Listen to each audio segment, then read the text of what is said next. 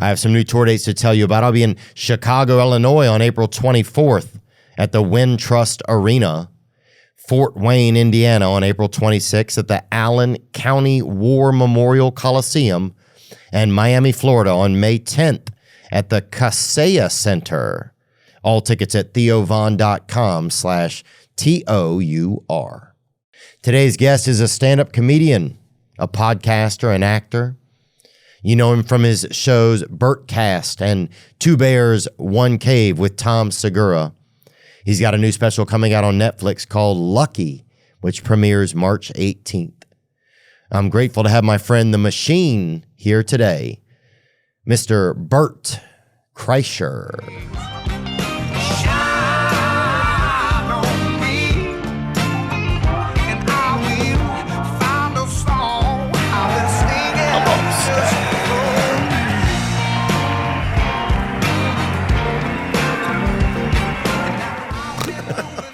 There's a woman out there teaching her kid how to ride a bike. No. I could do it in 5 minutes. You want to do it? Buddy, it's part of what I'm working on in therapy. Really? Let people have their own thing. Oh. Yeah, I get my fingers in everything, and I just was like, hey, here's what we do.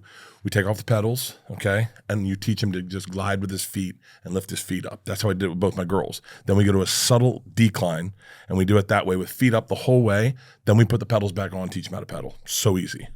Yeah.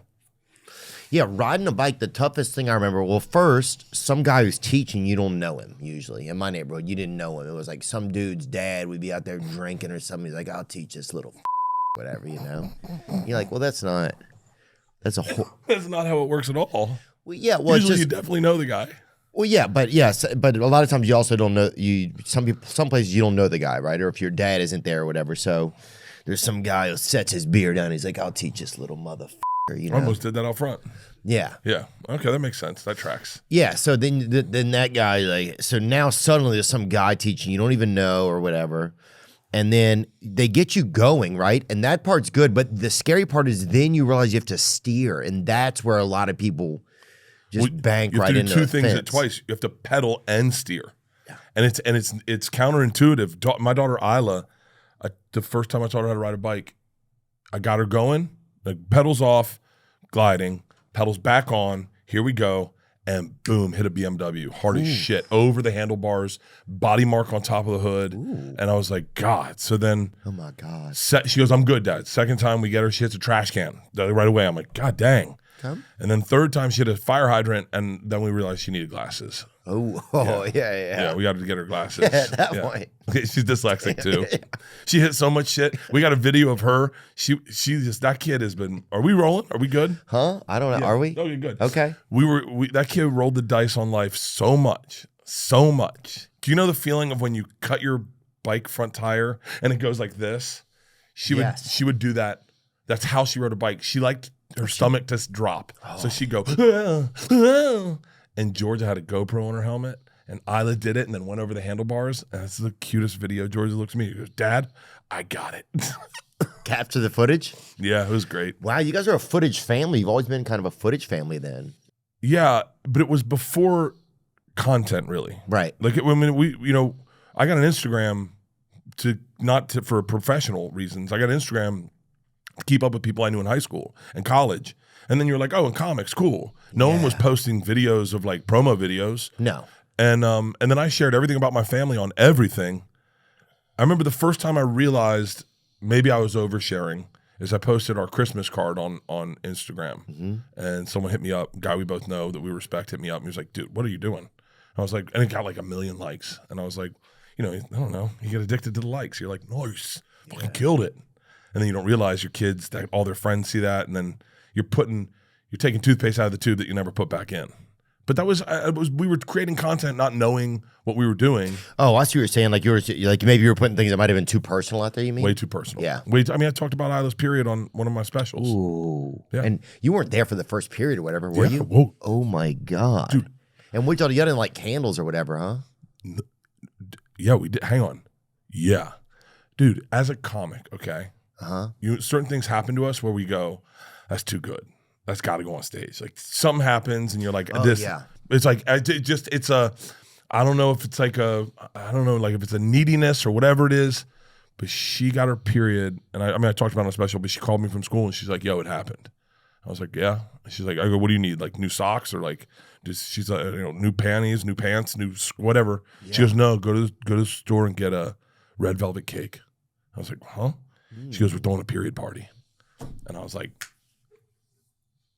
wow. I was like, okay. Be positive, Dude, huh? immediately as we were, as the night went through, and by the way, I put it on all social media because it's funny, and no one has a frame of reference for how big this is getting, And you're just filming and you're laughing, and everyone's laughing, and then Isla the next morning was like, yo, maybe we want to take that off social media. Maybe I don't want everyone I went to school with to know I got my period yesterday. And I was like, yeah, good call, 10-year-old or 12-year-old, whatever you are. God, I don't know if people got, I guess people trying to remember.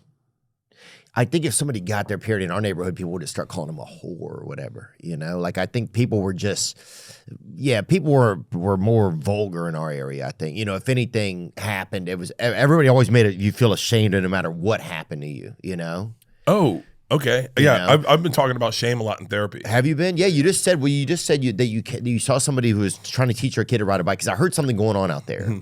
I heard something that sounded kind of Mexican or whatever happened outside. It was very Mexican. Yeah. Yeah. I heard like something kind of Mexican happen outside earlier, and I was like, oh, I wonder what's going on, but I'm not going to get involved. I got to work right now. But you came in, you said you saw a mom teaching a kid to ride a bike. Yeah. And you were going to get involved. I wanted to get involved. Yeah. And I just was like, no, this is their life. What am I doing? Right. Like what need do I have to jump in, make it an event like, and then I don't know. So I was like, I'm working on that in therapy too. Just like removing myself, slowing down, listening. Yeah. Well, Leanne and I are in couples therapy. Oh, y'all are? It's awesome. No way. Yeah. I'm fucking killing her. Like I've won 3. She's only won 2. Yeah. 2 ties. I'm smoking her, dude. The very first therapy, the therapist. Like I don't like, we went into couples therapy in a good place. We were in a good place, but the girls both went to college. We're spending a lot of time together, and like both of us were like, yeah, this is just different than we've ever lived. I've always been on the road, home Tuesday, Wednesday, gone Thursday, back Monday. And now all of a sudden, and I'm taking a break from stand-up right now, so I'm taking like a year off, and we're just around each other so much. We're like, maybe we should like just be in front of it in case something happens. Right, like see what's going on. Yeah, wow. Yeah. And so, yeah, the first therapy, Leanne interrupted me, and the therapist goes, now you know me, right? She goes, does he ever talk? I was like, oh, this is awesome. Leanne got crossed up. She was like on her heels. She's like, wait, what the fuck? He won't shut the fuck. He's just not talking now. I never like it was like, oh yeah. It was badass. Damn, dude. Who picked the therapist? That's the thing that happens a lot of times is with couples, I think if you pick a therapist, and it's almost like you have like like the insider trading on the referees or whatever, Yeah. She picked the therapist. She did? Yeah, I'm never gonna find a therapist. Yeah. And was it weird? And one of the things they said in there was that you got to let people do their thing? Yes. I need to slow down. I have FOMO. I want to be involved in everything. I want to I feel like I've done too much just looking at you. Like if I look at you, I'm like, oh, fuck, I got to sit down for a minute. Dude, when I wake up, if I hear something happening downstairs, I got to go downstairs. I go, what are we doing? Hang on, we're playing with the dogs? I want to be a part of that. Yeah. Like my day starts early, and it just, I slam it. Because if I have any downtime, I get in my head, I get on my phone, it's just not positive. And so I pack my days. I had a therapist tell me one time you have FOMO. Wow. I was like, that doesn't sound like a therapy. Yeah, it's just crazy. I guess you hear something, you want to go see it. You want to be a part of it. You want to know what's going on. Yeah. Like, when you got sober, did that change? Because there has to be a part of you when you get sober where you go, hey, man, they're all going out, but I'm cool staying home. I don't have that. Oh, no, I just didn't. What the best thing that happened from that was at like 11:30 or midnight, I was like, I'm fucking heading home. So you just didn't end up like in the retardation hours. You didn't end up fucking, sneaking into somebody's house through an air vent or some fucking shit, or some dude trying to trick you into being gay or whatever, I'm so glad. When I hear you talk like that, I go, I definitely don't have a problem. Oh, I've never known anyone to climb through an air vent. Oh, dude, have you seen that? There's a great meth tribute video where a guy shows up through a floor air vent in somebody's trailer. That shit was something else. Dude, when I was a kid, my buddy Jeff, he had like a lot of violent tendencies or whatever. I don't know what happened to him, but he would get so angry. His parents would send him to his room, and he would beat the drywall out of the wall of his room. And every year for Christmas, they would get the drywall redone in his room. Oh, that's very sweet of them. And he would listen to that song, "You Gotta Keep Them Separated." Dun, dun, dun, dun, dun, dun, dun, dun, dun. Yeah. I just met those dudes. Do you know that they said, I was talking to the to Dexter and fucking Slinky. It's not Slinky. Dexter Noodles. and what? Noodles. Dexter and Noodles. And they said, that a lot of white supremacists adopted that song. Ooh. Yeah. You know another song white supremacists adopted? These boots are made for walking, and that's just what they'll do. But some white supremacists, one of these days, these boots are gonna Walk all over you. Jews. Oh. Stomp. Yeah. Damn. There's yeah. I heard that in the old school. You ever watch the old school Ku Klux Klan videos? They didn't do a music video, did they? I don't think so. I haven't seen that if they did. There would be like the videos where it's like the one British guy infiltrates the Klan, and he's like, "So I'd like to talk to your son." And he's like, "So do you have a problem with black people?" Oh, I know who you're talking about, dude. Louis Theroux. Oh, yeah. Louis Theroux, yeah. And then he'd go to like their big barn and they're burning his cross, and he's like, "I feel a little uncomfortable. This isn't really my cup of tea. Oh, the cross is a little warm. Can you turn down the heat I'm a on the little cross? close to the cross. Can we do smaller crosses? Maybe spread them out evenly by the tables, kind of like a heat lamp." He goes, actually, my wife's a bit cold. Could you spark up a small cross near her? Do you think that was the first cross burning? They're like, "Well, we want to get us right here, but there's people on the sides. So, like, let's spread it out. Like, the fire's too centralized." Well, I think that's why that's probably why they burn a cross. It's kind of the perfect fucking heat lamp for it. I don't understand. I mean, I'm sure it's ominous to see a cross burning in your front yard, but if I saw that and I'm like 2 a.m, I'd be like, fucking sweet. Yeah. I'm like, nice. I believe in God. Yeah. Fuck yeah.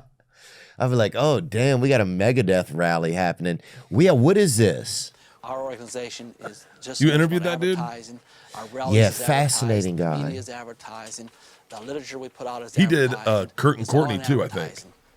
He's done a lot of All kinds documentaries. He's done a ton. ways to get But he does the like email. gossip This is the store where you documentaries, get a lot of you know? merchandise. Yeah, it's always, and it's a little, it was almost a little, Ballpoint pens, fly swaps, cups, So, like a cheerleader. megaphones. Yeah. Will the skinhead in the crowd please leave immediately? How about a lighter? Could be handy for cross burnings. No, I don't. That's not cool. You can't use a big lighter for a crosslight. No? No, you have to use a torch or something. How come? It looks. can't use a Bic lighter for a cross burning. Hang on. Hang on. Pick that apart. That is fucking hilarious. If they've built the cross, it's covered in fucking kerosene, and you just see a guy at the bottom. I can't get it. Hang on. It's too windy. Like someone trying to light a cigarette behind the Comedy Store. Hey, somebody come stand like And this. it's a bunch of guys going like this. Dude, one time I was at this party out in Franklin, Tennessee, and they had like a huge bonfire, right? And so they had one black guy that was at the party, right? And they sent him to pour the gasoline on all of this huge, it was a huge pile of sticks you had to climb up. I mean, it was humongous. It was probably, A little gas goes a long way. I agree. And it was 40 feet wide and probably 20 feet high, this pile. And I was like, and there was American flags everywhere. I was like, you cannot send the one black. I was like, if anything happens right there, Yeah. this looks It's absolutely. like being with your Jewish friend and go, "Hey, there's something in the back of my oven. Can you climb in and see if you can get it out?" You're like, "No, fuck no." Well, that's why Jews invented the self-cleaning oven, dude. They're like, we're not doing that. Sure, we're not falling for that again. Oh, fuck. They're gonna make us take that out, probably. No, They can't, huh? Well, unless the Jews actually invented the self-cleaning oven, then it's just fucking.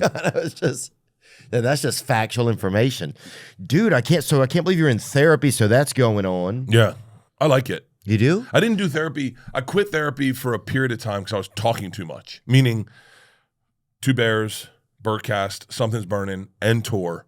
So every day I'm talking like 4 hours a day, and I was like, I just was losing my voice like crazy. I was like, I can't talk. I just don't physically want to talk anymore. And then when I took time off, I was like second I took time off, like my first week, I got really depressed. So I was like, I don't know. Really? Yeah.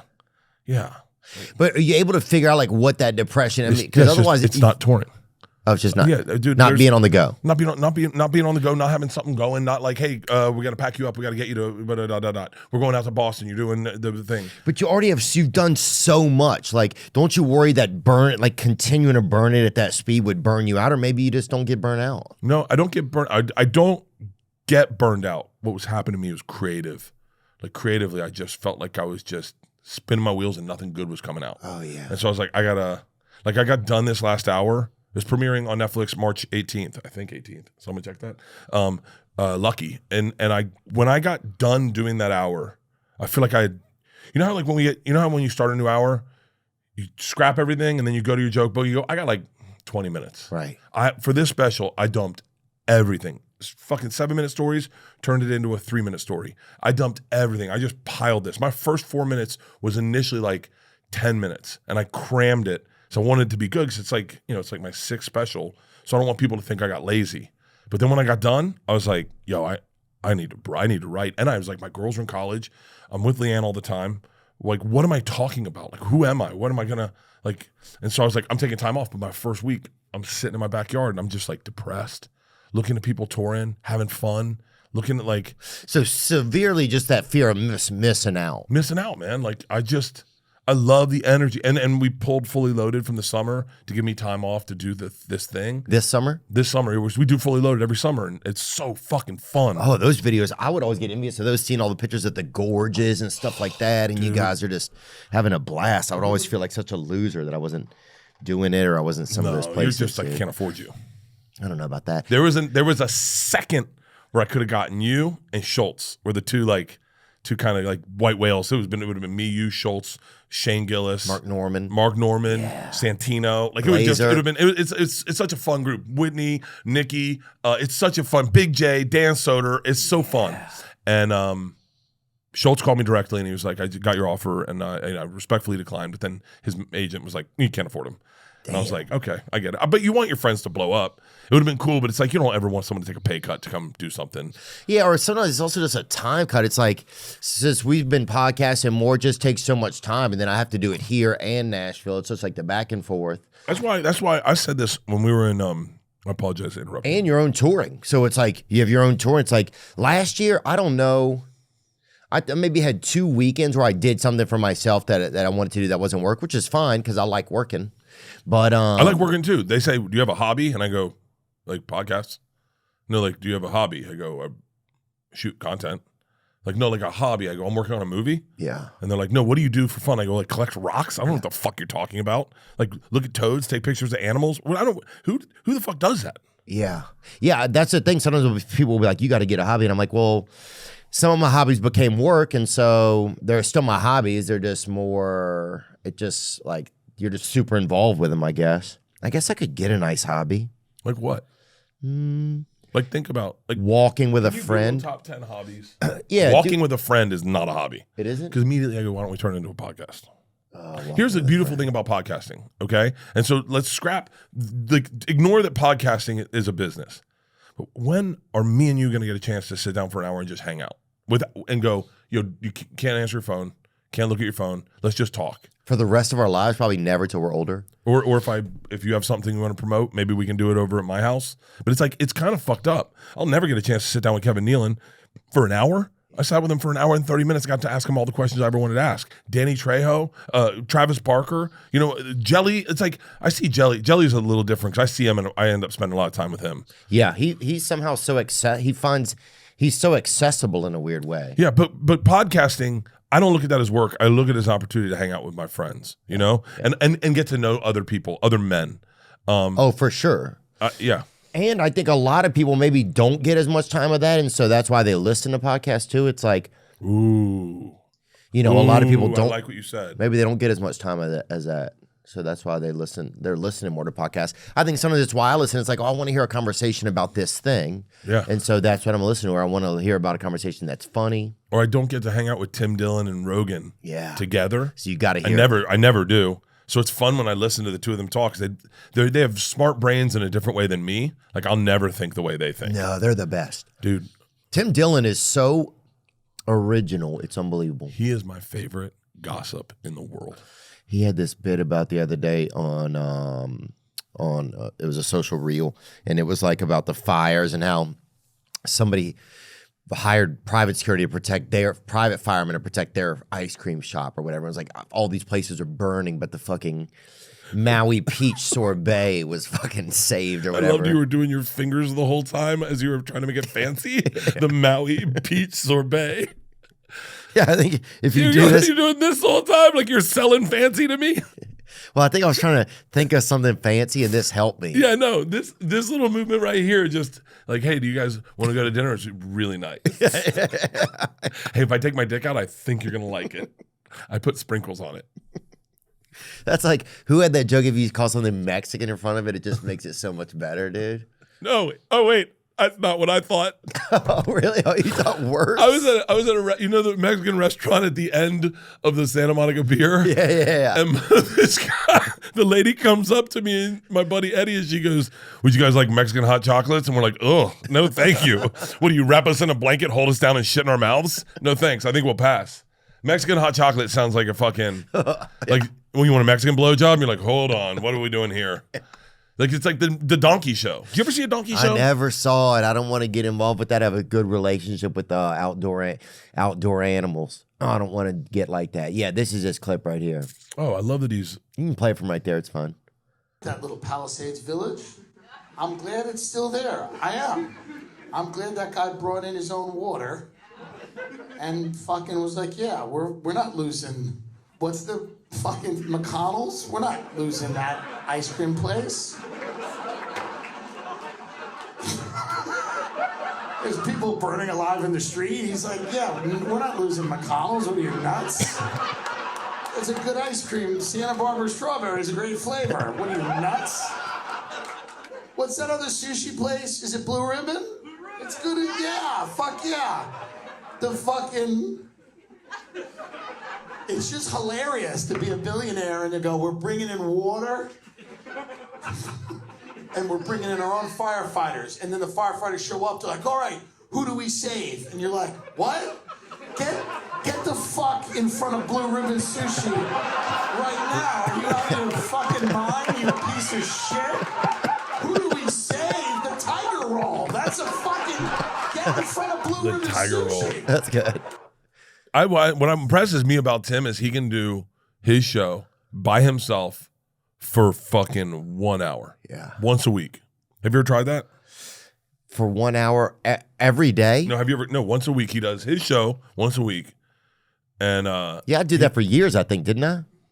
Yeah, he was solo for the first couple of years. Just him talking. And then my brain, I ran out of anything. I don't even know. Now I'm just like a fucking thoroughfare for other people's bullshit. And it's like it used to be. I used to have some of my own ideas. Now it's just fucking nothing. I think you still have your own ideas. I don't know, I always dude. say to people, hey, wait, were you using drugs when we did that fraternity pilot? Let me think. Oh, remember that thing, dude? Yeah, I tried to buy it. That pilot? Huh. Yeah. Because I think Bun and Murray's collapsed, right? Yeah, I think. I don't know what happened. Yeah, because the pilot was what? It was 3 guys were going back to college. It was kind of based on Old school. old school. I think it was called Old School. 3 guys were going back to college. Was that it? No. Me, you, and Brett Ernst were starting a fraternity. For people out of college. Yeah. And man, we did not think that through. No. We just put it in fucking Craigslist, right? Yeah, remember that one guy finally kissed that hooker or whatever, and his fucking glasses steamed up. Remember Ernie? Remember that guy? Dude, a couple of those guys. Hold on. You're underselling what we did. Have we talked about this? Hold on. So it was, I'm just going to set the scene because this was the funniest pilot I've ever been a part of. Okay. It's me, you, and Brett Ernst. Yeah. We were the hosts and executive producers. Oh, so wow. If you don't remember that? I don't think I got that good of a deal, but let's keep going. Well, I think it might have, if I'm not mistaken, I might have been the one that was like, because I had like headsets in and I was talking to producers and it was all our ideas. So we were like, all right, we're going to get these out, put it in Craigslist. We'll get a fucking party bus, put in Craigslist. If we get anyone that applies, we'll take them. We did no fucking background checks, None. Do you remember that? Yeah, I remember. Remember that one guy showed up. PTSD. He was yeah. He had PTSD and he'd wake up in the middle of the night and Marine crawl around the fucking house to check the perimeter. I do remember that guy. The little guy that didn't speak English threw up in the garbage can and we couldn't get him out. Well, that guy was a ninja, remember? He was Yeah. a full-time ninja, he said. And we're like, where? He was a full-time fucking ninja. Yeah. And then there was the guy you championed and you were trying to get a laid. He made out with a chick.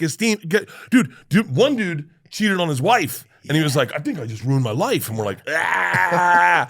And so, hold on. This is the best, is we wanted to throw a party for them, but we didn't know how to get chicks. So we just hired prostitutes. Yes. Yeah, we hired real prostitutes, dude. And that one guy. Everyone was getting laid, but it was because we paid for them. Everyone was like, this is great. Do you remember our band? Do you remember the band? Theo. Oh, was it that all-female band? With tape over their nipples and their pussies. Yeah, Harlow. Wasn't that their name? You remember their name? I think that was them. Google them. Harlow. They had Jack Daniels and pillows. And they created a pillow flight. Feathers went everywhere, and they'd spit Jack Daniels in our mouths. Yeah. That's how the pilot opened. My name's Bert Kreischer. Me and my two best friends are starting a fraternity. It's gonna get wild. And the girl spit vodka in my mouth, and I was like, I'm married with 2 kids. Dude, no, that's not. I don't know if that was them. Harlow was a girl band, I thought. Oh, that's them. That's them. Yeah, dude, they were. Oh, cute. they were fucking killer. They were hot too, dude. I remember the executive producer came out to the pool. All the prostitutes are naked. They're all in the pool. I'm in the pool in pajamas, and the producer, one of the executive producers comes and goes, "I can't use any of this." I remember the sound guy was like, "Hey, you want to hear something?" I was like, "What's that?" And he grabs the headsets and he takes them off. He goes, "Put them on." I go, "What is that?" And he goes, "Someone's getting their dick sucked in the bathroom." Yeah. Yeah, dude. I hope it was me, dude. I'm trying to remember what happened. Were you using drugs at the time? I don't know. I hope I was. It sounded like it was a fucking blast, dude. I mean, that I don't know if I needed drugs at the time. That sounds amazing. The guy broke the champagne bottle over the goat's head. Yeah, dude. Yeah. I mean, we fucking beat up those lesbians. Yeah. It was the fucking wildest show ever. One of them fucking asked for it, dude. The big one asked for it, yes. The little one, sure. A victim. I'll say that. That was the greatest pilot I've ever been a part of. Forgot about that. That's when, I mean, like. Remember we showed up at some guys at a place, we stole that fucking goat, put him on that bus, and he started shitting in the back of the bus, and the only person that would go back there and care for him, it was some like, he was like a 3rd generation veterinarian or something, that one really white kid. Yeah. And people kept giving it beer and stuff. And we stole the wrong goat. We did? Yeah, we had an address that we were going to pull over, and we had already arranged to take their goat and give it back to them, like production-wise. So we pulled over to piss, and the fucking Irish kid. Do you remember the Irish kid? Is his name Killian? Oh, yeah. Oh, I think he was a comic. Killian? No, Killian's just the name of a beer. I thought that was his name. Seamus. Seamus? It wasn't him. It was a fella named Seamus. I think he probably passed. I don't know if he passed away. A lot of those guys are dead. Seamus O'Farrell. Is that him? A lot of guys that were in that pilot died. Yeah. Because I was in a Facebook group with them. And like the big guy, he passed. Him? He had 2 kids. Oh, did he? Yeah, he was a He fucking. had 2 lunches too. I remember that. He did not make it that long. I was like, dude, you can't have 2 lunches. Because he would have lunch and then wait a little while and pretend like he hadn't had lunch, I remember. He's like, wait, are they serving? Yeah. We're like, yeah. Well, what are they serving? We're like, you just ate it. Yeah, dude.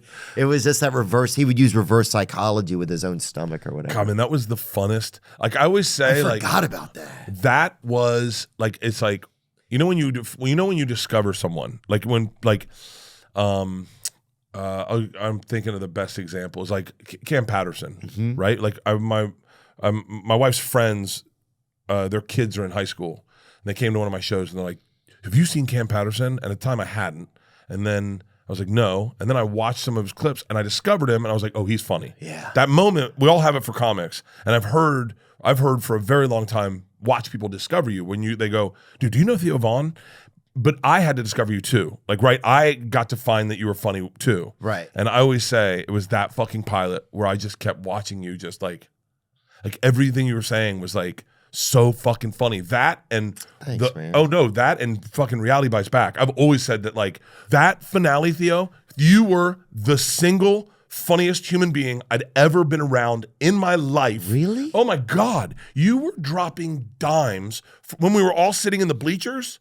I was crying laughing. I've never laughed harder in my fucking life. Damn. Where I was like, this guy, everything you said was fucking hysterical. And you're in a room full of killers. Killers in there. Oh, killers. It was so much fun. Look at Schumer looking vibey right there. Do you remember when Donnell, we were in the car and Donnell said to Mo Mandel, because Mo is like, I love Mo.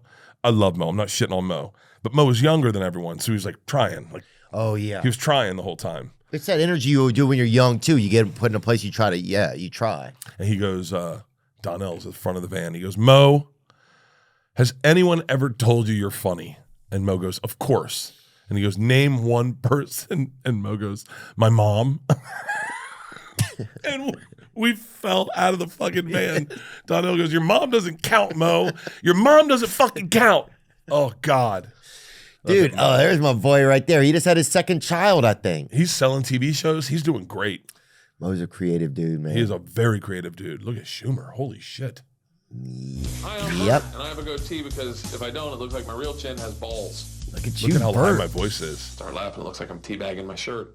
My name's Theo Vaughn, and this $50,000 would mean that I could get out of debt. Listen to our and probably voices. Put a down payment on a better apartment or an apartment in general. Who looks the most like an 80-year-old black man in their picture? Wow. Look at you, so Bert. hard in my career. Build a pita house. Border Patrol agents better watch out for them practicing. We've been throwing some Oh, kids shit. across a fence. Do you remember this? Pause it up. Country. That's when we threw those Mexican Cabbage Patch Kids. They dyed them Mexican because the Mexican ones have been discontinued or whatever. Yeah. Or how do you say cabbage in Spanish? Cabbage. Cabbage niños. So we had these fucking cabbage niños, right? And they're like, you have to throw 50 of them over this fence. Like it was going to be hard for fucking adult men to do that, bro. We were humming those bitches over there. And remember China showed up? She was the wrestling woman. Oh, yeah. And she was all geeked up on pills or something. And she was supposed to, as they went over the fence, somebody was supposed to shoot them down with like some sort of a paintball gun or something. I was like, what are we doing? Do you like winning real money? If you're a basketball, baseball, or sports fan, then check out the Pick 6 app from DraftKings. When it comes to basketball payouts, DraftKings Pick 6 dunks on all the other apps. I've used them all and have found that I have had the best luck winning with Pick 6. So this is my new go-to app. It's super simple to get started. You select 2 or more players and choose if they'll have more or less of a certain stat, like points, rebounds, three-pointers, and more. For instance, you can pick Luka Doncic to have more than 24 points and Chris Paul to have less than 7.5 assists. Track your picks for a shot at huge cash prizes. That's all there is to it. Pick 6 is available in most states, including California, Texas, Georgia, Missouri, and others. Don't settle for a smaller payout. Switch to Pick 6 and cash in on your basketball knowledge. New players get $50 in Pick 6 credits instantly on just a $5 entry. The fun of the basketball season continues with the most fun way to play fantasy sports. Pick 6 from DraftKings. Download the DraftKings Pick 6 app now and use code Theo. That's code Theo for new customers to play $5 and get $50 in Pick 6 credits. Better payouts, bigger wins only with Pick 6 from DraftKings. The crown is yours. All right, folks, if you're like me, you've probably had a little itch for Bitcoin recently, or you've been wanting to dip your toes into that crypto pond. Well, if that's the case, then listen up. I want to introduce you to MoonPay, the smoothest, easiest way to buy or sell crypto. No need to learn some secret handshake or barter with a medieval wizard. Just use what you've already got. Credit card, debit, PayPal, hell, even Venmo. That's right. If you've been thinking about stacking some digital coins, MoonPay has got your back. I've had a rocky relationship with crypto. You know that. I've been in, I've been out. I'm that hokey pokey Bitcoin bad boy. I am. I sold it all a few times. I thought it was over for good, but like a boomerang, I'm back. Thanks to MoonPay. Using MoonPay's app is simpler than a one-string guitar. And it's available on iPhone and Android, so you can always have MoonPay in your pocket. And if you're wondering, is MoonPay safe? Well, their security is tighter than a pair of church pants on a sinner. And their support team, whew, they're an all-gender brassiere, baby. They will hold it down. So if you're looking to jump into crypto, there's no better place than MoonPay. Head over to moonpay.com/THEO, or you can access them in any of your favorite crypto wallets, such as Exodus, Phantom, MetaMask, or Trust Wallet. This isn't financial advice. Trading crypto carries risks, and you could lose your investment. MoonPay is here to facilitate, not advise. Dude, my favorite one, I wish they had video of this. I wish I could find this video, is we did So You Think You Could Dive. Yeah. And you said, everyone practiced diving all week, and you're like, I'm good. I already know what I'm doing. And you got up to the, if I'm not mistaken, it was like the 10 meter or like the 5 meter. It was high as shit. I went up there. In a wheelchair. I would like to present my ode to Amelia Earhart. And you sang to Amelia Earhart, and you just had them push you off in a wheelchair. And you had not planned that once the front wheels went off that you were going face first, and you fucking landed on your stomach so hard, came up. That was the fucking, please tell me you have it. I don't know. Oh, shut the fuck up. Wait, really? Oh my God.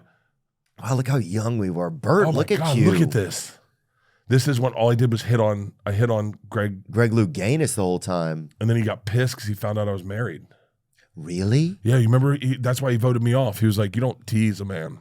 I do remember driving away. This was in Long Beach. I remember driving home that day. I'm like, I can't believe Bert I drove you home. almost smashed that dude. No, I drove you home. Do you remember? That's right. Dude, I picked up everyone in the car, and Schumer goes, I hope none of us get voted off. It's going to be an awkward ride home. And I got voted off, and I drove home, and I was like, it was quiet. I was like, so what are you guys doing tomorrow, do you think? And we're all going back to work. God, I was not. This. Dear Amelia, Oh my God. we will come and find you soon. What the fuck? What octave is that? If I'm not mistaken, it was that kid Cameron pushing you off. That's that Yes. kid Cameron. Watch. Oh, Good. Was gravity. Tell us a little bit about the genesis of the idea. Look that how tributes jacked you to are, Amelia dude. Earhart God, I was come about. handsome. Well, Frank, there's a lot of ladies out there that are missing, and I just wanted to kind of put a tribute out to them. Okay. We got to find them bitches. You had the ladies, and I think you just lost. Hang on. Oh, do you this- have yeah. do you have that whole episode? right. Yeah, I have the whole series. Okay, do me a favor. Wow. Go to me getting kicked off. Do you remember this? With Greg Louganis? Do you remember? We did a nude dance for him. Do you have that? And Greg Louganis is a famous homosexual swimmer. He's, if I'm not mistaken, he's HIV positive. Is he? I think he was like the poster boy for HIV positiveness. Oh, wow. He's HIV positivity. I saw that bathing suit. I swear to God, I just got rid of that bathing suit yesterday. All right, go to the end when I get voted off. What are you talking about? My wife never made a I rule just hit about on that. him. Okay. Your butt is so white. To say that it's time for you to pack your trunks. Thanks so much. Now, You've been a hit great pause guest. for a second. This was the biggest regret of my life. Yeah. Like sometimes you ever do a podcast and you're like, hey, can you guys take that out? I shouldn't have said Oh, yeah. the I know what CH you're word, talking about. Bobby. And so like, now I did this and no one laughed. Yeah. No one laughed. Everyone saw it and it was wildly rolling the dice on it. And I was like, I'm not certain. And I went home and I got in bed with my wife that night and I didn't know how it was going to be edited. And I go, I might have just ruined my career. I might have destroyed my career. I might have made it because I was telling everyone I was on this fucking show at my daughter's preschool. I was like, they're going to watch That's this. insane to do that. Everyone was famous and I was trying to like keep up with the Joneses. Yeah, I'm on a new show. I'm like, yeah, I'm on a TV show, whatever. Damn. Hit play. Have you seen this? You can turn in Oh your my trunks. God. All right. Biggest regret. Wow, Bert. Were you fully naked? Yeah. Had a great time, Michael. I'll never forget this. Yeah. Fully naked. Just close your rope. Exit big. And does Michael prefer men or he prefers women? He's married. Michael, I think, was being like honest, like this is a bad idea. Another set of bad decisions in my life, Michael.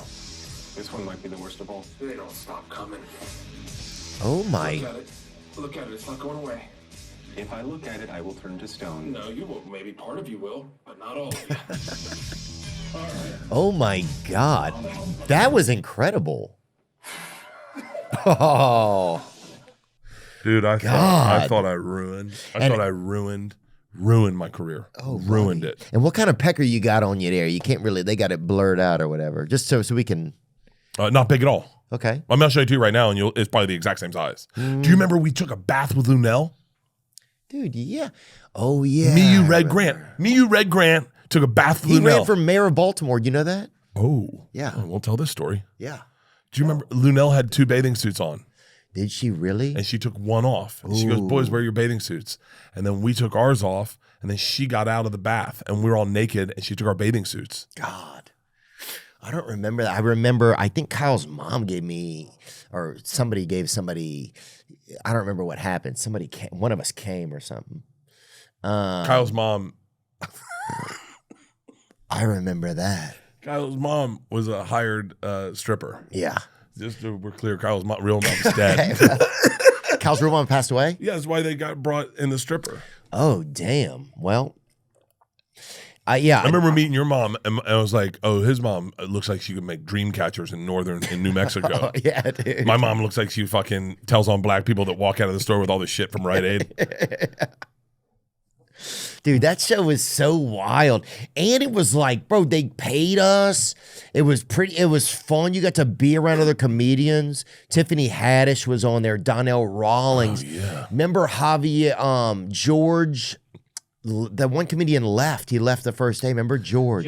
Jeff Garcia. Jeff Garcia left. Garcia. Don't play that. I do not need to see that. No, hang on. I have nightmares about that. You know when you've done something and you're like, why did I do that? Oh, yeah. That fucking moment.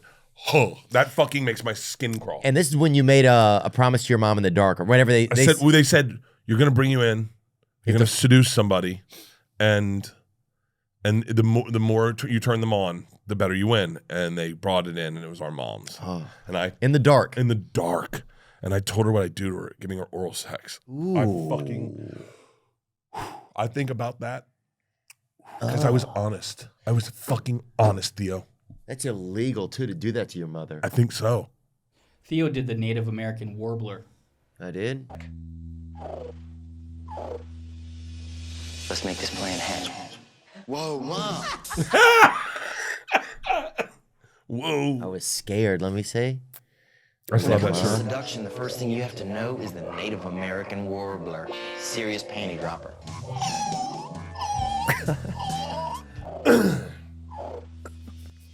Let's make this plan happen. Whoa, Mom. You were so good at this. Was this what was it a game? You were so good at the whole fucking game. Like it got in my head, and I would get panicked, and because I needed the money, and you were just fucking chill. And I was probably on steroids, dude. You might have been. You look pretty jacked in this. I might have been on performance enhancing drugs. Have you ever taken steroids? Yeah, dude. You know, they just had did you see that a new steroid Olympics was coming up? I hope so. That show was before its time. They should put the show back on the air if they didn't. I don't understand. After that, they fucked up, man. Yeah, I could not agree more. They fucked up a and lot. then, by the way, here's where they fucked up. This is where they fucked up. We should buy that. Me, you, Donnell, just people with little money. We should buy that and then get all the raw and edit it the way we want to edit it. Because we could do one season, we could do 5 seasons out of just outtakes.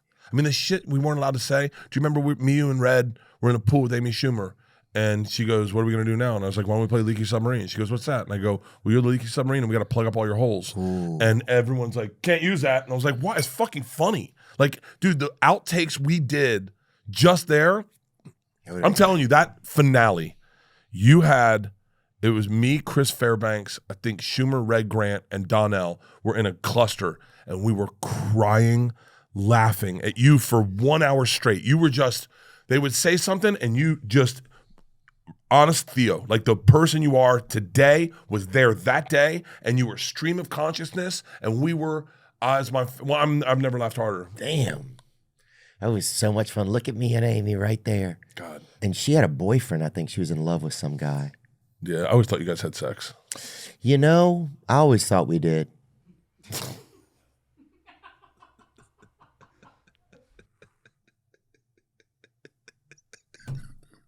But, dude, speaking of, what else were we talking about a second ago? I don't know. The steroid games? Oh, yeah. Did you see that Donald Trump Jr. or some group is starting steroid, the enhanced games? Donald Jr., President Donald Trump's eldest son, Donald Trump Jr., is the latest to invest in the enhanced games, which critics call the steroid Olympics. I'd invest. I mean, listen, steroids are extremely popular in bodybuilding. And bodybuilding's pretty. You ever seen natural bodybuilding? The answer is no. That's a good point. Yeah. You're like, okay, it's pretty fucking boring. You look at real bodybuilding and you're like, yeah, that's what I want to fucking look at. Get on that fucking gas, dude. Oh, I remember doing that fucking shit, boy. Wait, what did you take? Oh, I took Deca? I took Deca, yeah, Deca. Winstrol? What I think I don't know if I ever got some Winstrol. I got whatever I could get a hold of. Test 200. Really? Yeah, Test 200, Test 400. Tests there was some I think we would go on spring break, we'd go get it, but people would always sneak it back in like shampoo bottles. They would buy a bunch of steroids about pouring in shampoo bottles. So it had like this fucking kind of like soapy aftertaste. Like you'd be doing curls, but then you'd like belch a soap bubble or whatever. Like it was really like every time you like if you lifted up your arms, it would smell. When you'd sweat, it would just be soapy. It would smell like lavender or whatever. Like it was a real hybrid at the time, a hybrid type of chemical we were using. And that was one thing that was tough about it, but it was fun using steroids because, and I shouldn't say that, I mean, it was definitely also had side effects that weren't good. No, don't buy it. Everyone makes their own fucking choices in life. Look, I'm on testosterone out the fucking gills right now. Are you Are you shitting me? Dude, I fucking love it. I jerk off every morning. I jerk off if I don't have sex with my wife, my dick's hard and I'm turned on every fucking morning when I wake up. But thinking about my wife, but if she's not there, like today I jerked off. She was at the gym working out, and I was like, or at her trainer or whatever, and I was like, I'm gonna jerk off. Yeah, dude, it's awesome. I feel alive. I'm stronger than I've ever been in my entire life. I'm healthier than I've ever been. I do my liver numbers. Every damage I've ever done to my liver is all repaired because testosterone is reparative to liver cells. Yes, it's fucking awesome. Well, are you still fat or whatever then? Yeah, obese, morbid. Okay. I'm morbidly obese. Okay, I just want to make sure you're still, sticking with the stuff. I only work out. I only work out so I can party. Yeah. That's it. The only reason I work out is so tonight, if I want to, my wife says, yo, let's open a bottle of rosé. I go, fuck yeah. Because I know I was in the gym this morning, hard as shit. I'm going to be in the gym tomorrow, hard as shit. You look great. I feel phenomenal. I mean, I really feel phenomenal. And I will tell you that I felt good when I wasn't on testosterone, but testosterone is just giving me like a zest for life. The downfalls is like my face is redder sometimes, so like I have to get hair and makeup. Like my face can get pretty red, but I think from the testosterone. I think so. That's what someone told me. Well, don't you lose hair though? That'd be my concern. No, I mean I don't know. I was gonna get hair transplants. Leanne doesn't want me to. Really, I've gotten them before. What? Yeah, a couple years ago, I had so much stress in the back that my hair got like your thin. hair looks fucking awesome. Yeah, it's good now. It's clean. Did you go to Turkey? No. I went to. I don't even remember where I did it. I did it right off over there off of La Cienega, 50 La Cienega. Really? Yeah. A good doctor, though. Yeah, pretty decent. They take it out of the back and they just put it in the front. It's like just reforestation or whatever. You know, whenever they take the plants. That's not me, Jesus Christ. Your hair, you've always had the thickest goddamn hair. Look at this picture.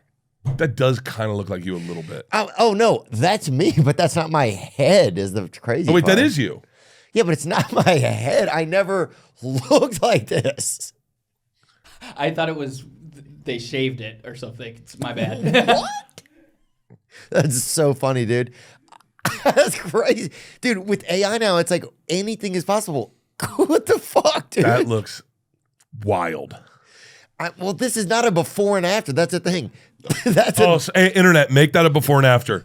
Just Theo Von's hair transplants. Because by the way, if it's not real, it doesn't bother you, and it's fucking hysterical. If you type in Bert Kreischer fat, all the pictures have been doctored, and they don't bother me because they're not real. Right. The real ones bother me. Oh yeah, the real ones.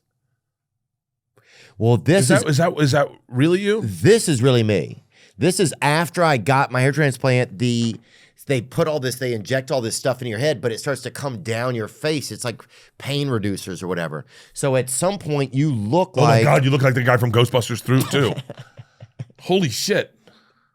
Dude, I look like I fucking did a lot of cocaine. That was fucking— Could you do pills, the pain pills? Oh, I don't know if you could take ibuprofen. I think there was something you couldn't take. Could you take like pain pills? Yeah. Yeah, they give you 2 pain pills right when you go in there. And then they lay you down and you can watch different television shows. My place, it was a lot of Indian entertainment that they had in there. So it was like the shows were Bollywood type I want to do that. Yeah. Dude, there's one. Type in Bollywood motorcycle dance. For a promo, I wanted to recreate this, and I was going to fly to Bollywood. All right. And do my promo in Bollywood. Dude, money goes pretty far in Bollywood, so I could pay like 10 grand to get a full fucking production Bollywood motorcycle dance. That's it. I bet that's it. Bollywood music video. Guy comes off a motorcycle. These are awesome, dude. And I was like, I'll learn the dance. I'll get all the people. You got to find never mind. Fucking you can find it. Internet. But look at this. This probably costs $40. Just look at these dances. They're so beautiful. It's a whole movie. You had to I don't know why we don't have more of that. I guess they tried it in Joker and it didn't work. Well, they have a lot more joy of like. I love this.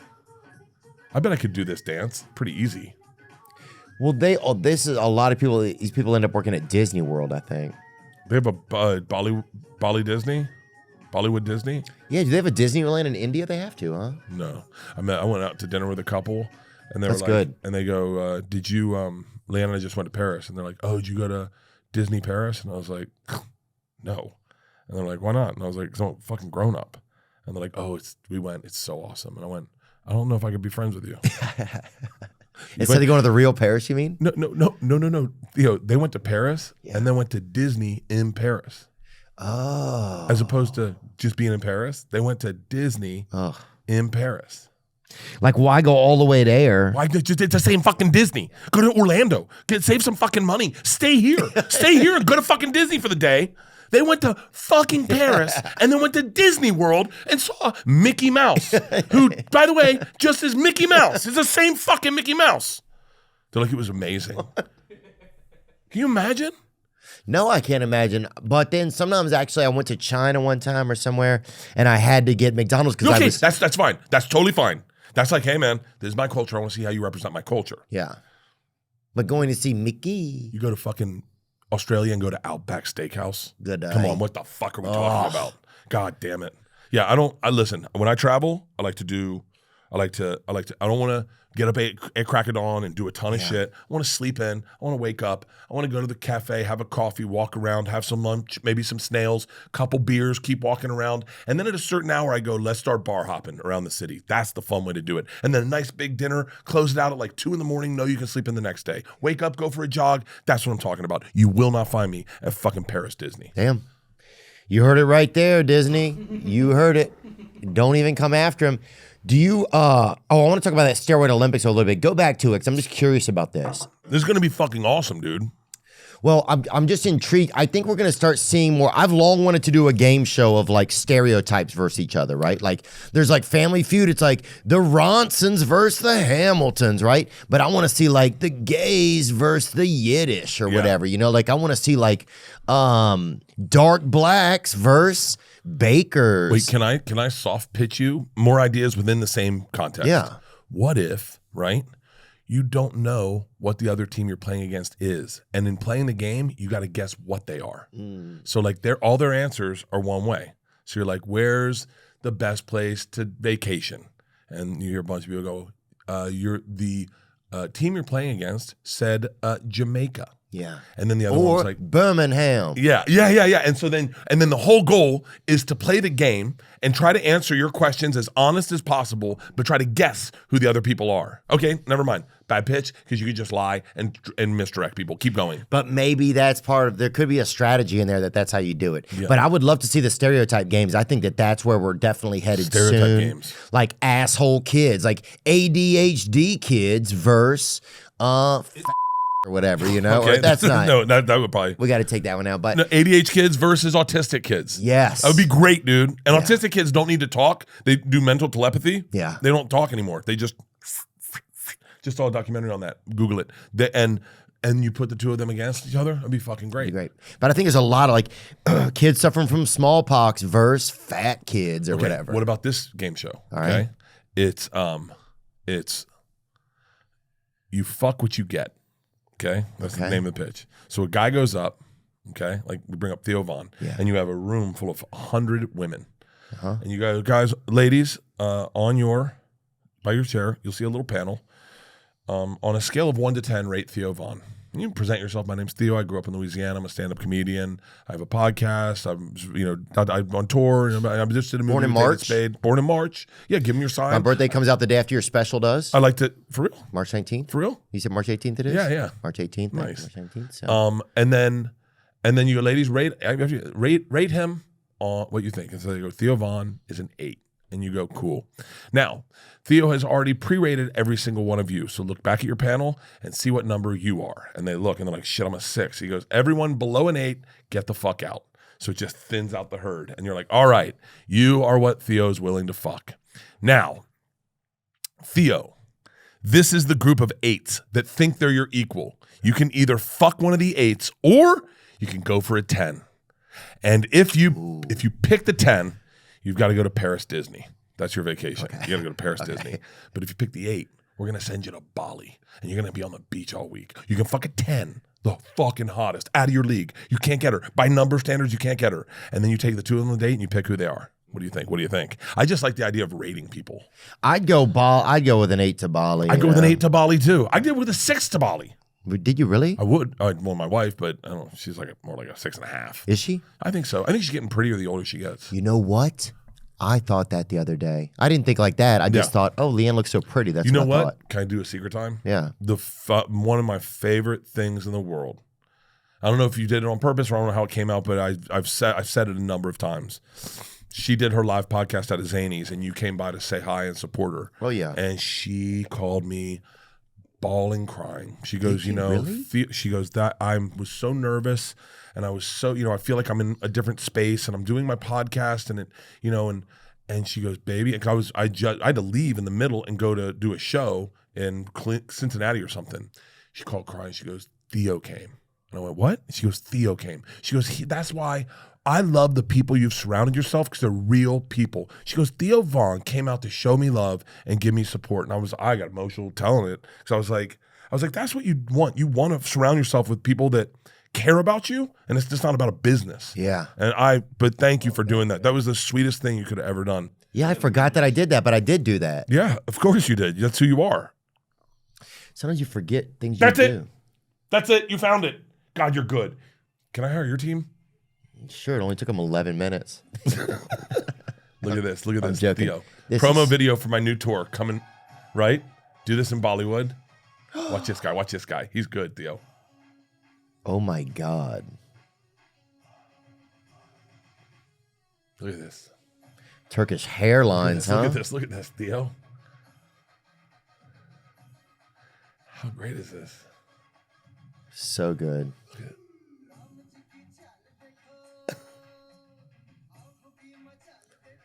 God, I would have been the best Indian. You would have. Your hair, that wind blowing in your hair.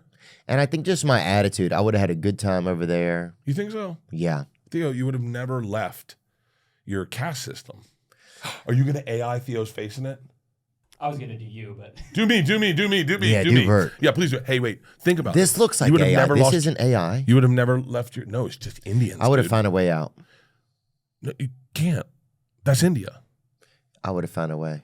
No. That's our movie, dude. Cast Travelers or something. Or Cast... Time Casters. Time Casters. You know, I like to save money. I do. I like to make money, and I like to keep it and put it somewhere safe. I don't like taking a ton of risks. I don't like a lot of uncertainty. And that's why I do like Acorns. I've really come to admire this company. Today's episode is sponsored by Acorns. Acorns is a financial wellness app that makes it easy to start saving and investing for your future. You don't need to be an expert. Acorns will recommend a diversified portfolio that matches you and your money goals. You don't need to be rich. Acorns lets you get started with the spare money you've got right now, even if all you've got is spare change. I'll tell you point blank that I've opened up Acorns accounts for my nieces and nephews, and I just admire the way that they do it. I admire their outlook on finances. You can sign up now and join the over 13 million all-time customers who have already saved and invested over $24 billion with Acorns.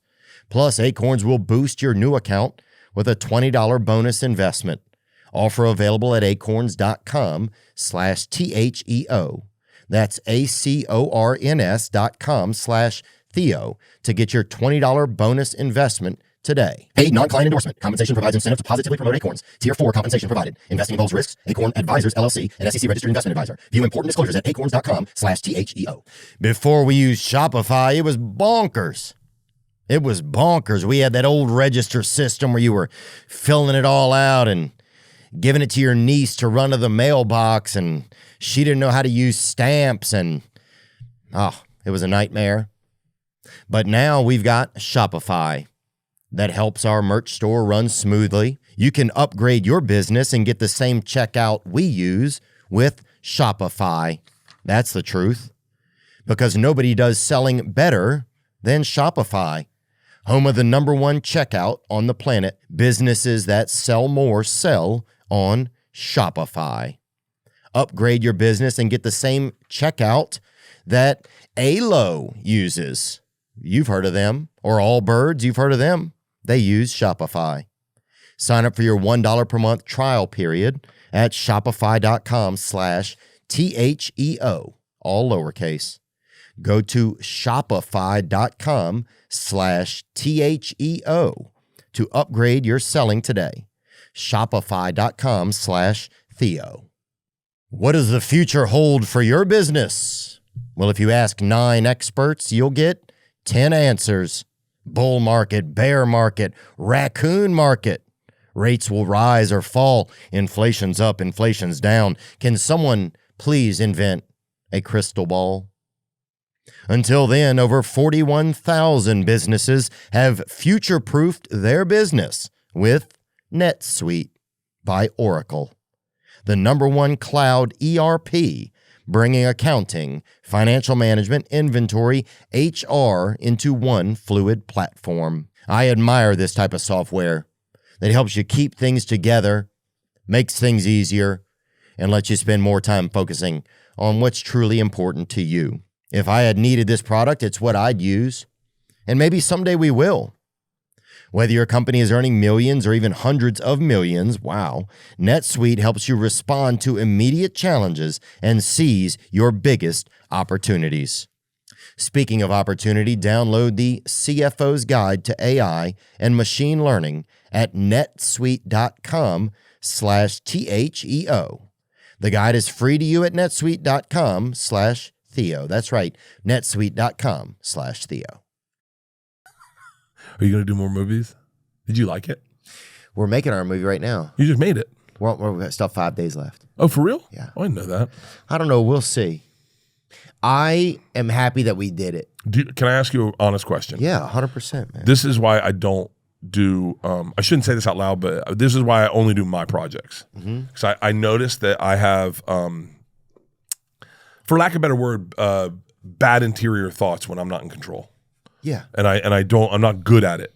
So like I did something for someone one time, and the whole time in my head, I was like, I'm wasting my fucking life. I'm wasting my life.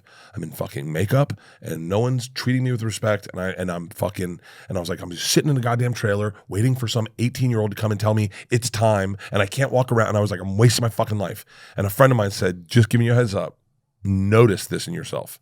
and don't allow yourself in that situation. You'll get a bad rap. It's what they're saying happened with that chick and that dude is that they Blake Lively or whatever. Yeah, whatever. But I'm Team Blake Lively. I like her. I think. Yeah, I don't even know what happened. It just seemed like I understand rich people being fucking rich or whatever. But did you in doing it? Did you? Because I know how internal you are, and I know how you like kind of pensive you are.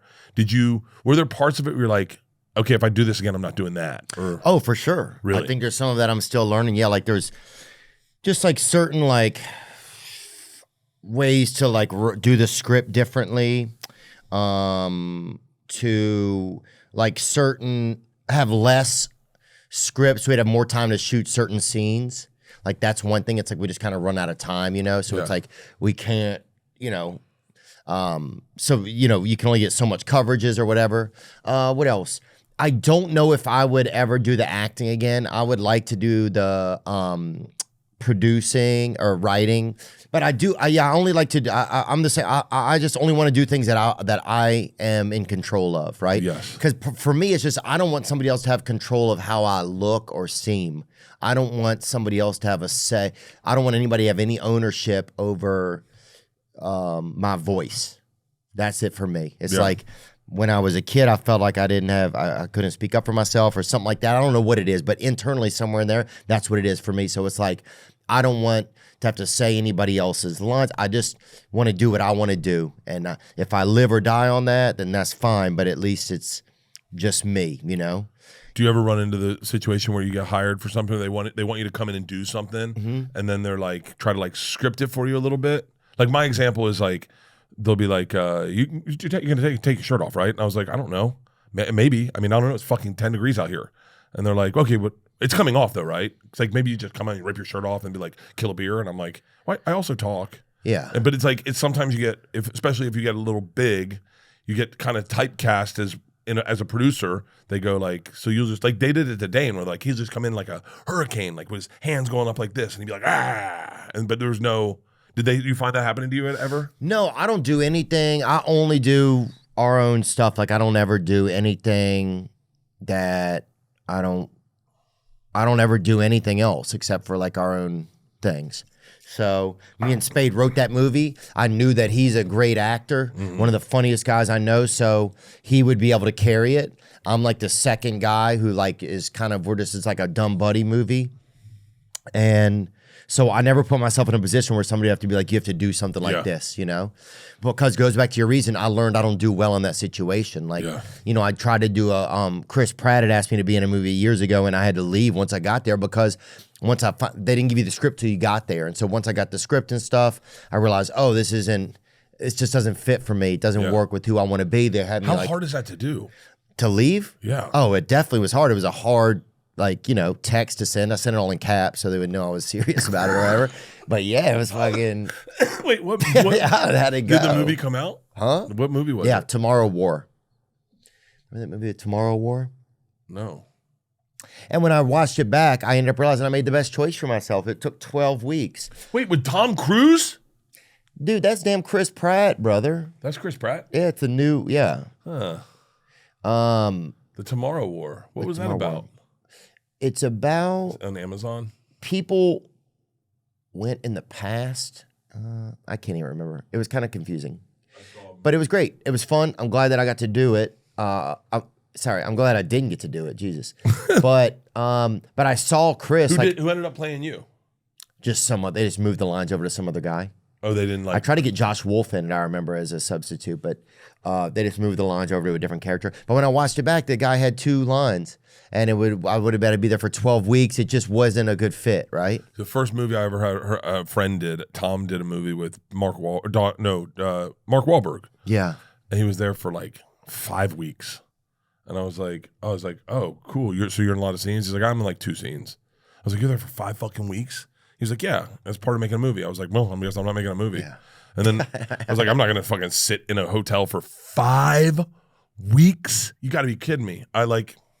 Yeah, that was the thing. It was a long time, and it was in Atlanta. And also, I didn't know anybody on the set except for Marilyn Reiska was there, and I'd met only Chris Pratt just through Instagram messages, so I'd never met him. Yeah, so that's an easy text to send then.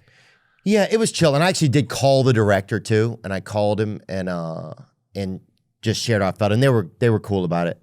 You know, but then there was like a thing like in Hollywood, like this guy might back out of your movie or something. I was like, I don't fucking care, dude. Like, as long as I was cool with Chris and everything was fine, it was fine with me, you know? But that's when I realized, I can't do something if it's not my own thing. And I'm not going to be able to say, we're keeping that or we're not keeping that, or I don't want to be seen like that or this sort of thing. Then I just can't do that for me. It's just how I work, you know? When I got back from Serbia, someone had written a part in a TV show for me, and they texted me like, yo, I wrote a part for you. And I was like, I'm not going to do it. He's like, we haven't even read it. And I was like, I know that, but it's not my show. Yeah. He was like, but hold on, hang on. I wrote it for you. And I went, okay, I don't know what to tell you, but I can just tell you that if I go onto your show, I'm going to have feelings, and I'm probably not going to be great, and I'm going to be in a fucking different city from my family, and I just got back from Serbia, and I kind of want to go on tour, and I kind of want to do my podcast, and I kind of want to, like, I don't want to go onto another set and then play a, you know, fat guy that fucking snorts coke or whatever, you know? And so he was like, and I was like, and I'm friends with you, and right now it seems we're friends, so let's just keep the friendship, and then we don't have to work together. Yeah. It's funny because it's like, as if I was younger, I would have been totally opposite. I would have been like, yeah, you're my friend, write a part for me. And now I'm just like, no, please don't write a part for me. Yeah, I think I'm trying to think a little bit more about it. I mean, this was like, I just remember thinking, because we wrote it and then we nobody wanted to direct it. Nobody wanted to help us with it. No agent, no producers. Are you kidding? For anyone listening, that's how tough Hollywood is right now. Right now, they are not making movies. No one's making movies. They just didn't, and also like they don't want. I don't know if they don't want certain people to have voices. It seemed easier for other people to make movies, right? I'll say that. But also, wait. I know what you're saying. Yeah. It seemed easier for other people to make movies. But you mean two cisgendered white privileged males had a hard time selling a movie in Hollywood? I know. But that's the funniest fucking thing that there's. Because there is semi-truth to that, but also we have had opportunities our entire life. But also it's like you talk to any fucking writer in Hollywood who's like 50, a dude who's white, they cannot get a job. Like they cannot work. And they lose, and these are all liberals. Yeah. Like you gotta realize a Hollywood liberal writer, man, he's fucking storming the Capitol about those goddamn scripts. That's crazy. It's crazy. I talk to any of them. They're all like, fucking, dude, whatever's happening in Hollywood. I was like, you've had a good run. Yeah, I think, well, I just, then it was like, well, we have to do, it was like, I don't like thinking that if you say I can't do it, there's a part of me that wants to just show you that I can do it, right? Like, I'm not a great actor, right? I know that, and that's fine with me. I wouldn't say that. Well, I wouldn't say that. Because it's not real. I have some moments that are good in this thing, but the fucking therapy movie, you're awesome. That's sweet of you. Yeah. It was easier for me to play like a disgruntled person kind of than I think like a dumb buddy kind of thing. For some reason, I felt like that. But then also I'm like going back and looking at the things, and I'm like thinking of what else needs to be in this scene. My mind's kind of like all over the place. But I do think that it's funny. The script is super funny. I'm curious to see how it was shot, how that plays out and stuff. So, and I'm just glad that, I think when I look back on my life, you know, I'll be glad that I got to do a movie with David Spade and... Oh, yeah. And it's like, and we funded it ourselves. We funded ourselves. We did it all. It's like, it was crazy. Wild to me because you guys are, I mean, David is a legend. David's a legend. David Spade is, like, I always think, he's a legend. When you look at like SNL, right? Did you watch 50 Years last Yeah, I was night? there. You were there? No, I was there for the 50th. I was there Friday and Saturday night. Okay. But when you watch it, it's pretty epic. And I will say SNL's 50th is a lot better if you're 50 because you watched a lot of it. Yeah. If you're 20 years old, you're like, I don't get why these racist. Yeah, like where's Timothy Chalamet? Where's Timothy Chalamet? How come Pete Davidson not in more sketches? Where's fucking Chappell Roan? Yeah, Chappell Roan. And but when you watch it and you're older, you're like, oh, I remember Eddie Murphy and Will Ferrell and Kenan Thompson were fucking gold. Eddie Murphy doing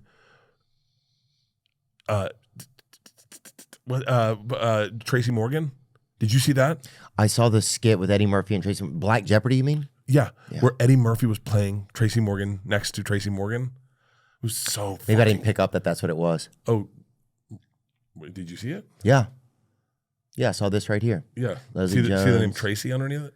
Oh, now I get it. Oh, I didn't know what he was doing. I just thought he was doing Tracy Chapman or whatever. No, it wasn't Tracy Chapman. This was my favorite sketch ever. We can't play it because it'll They will claim it. Sorry, but it was great.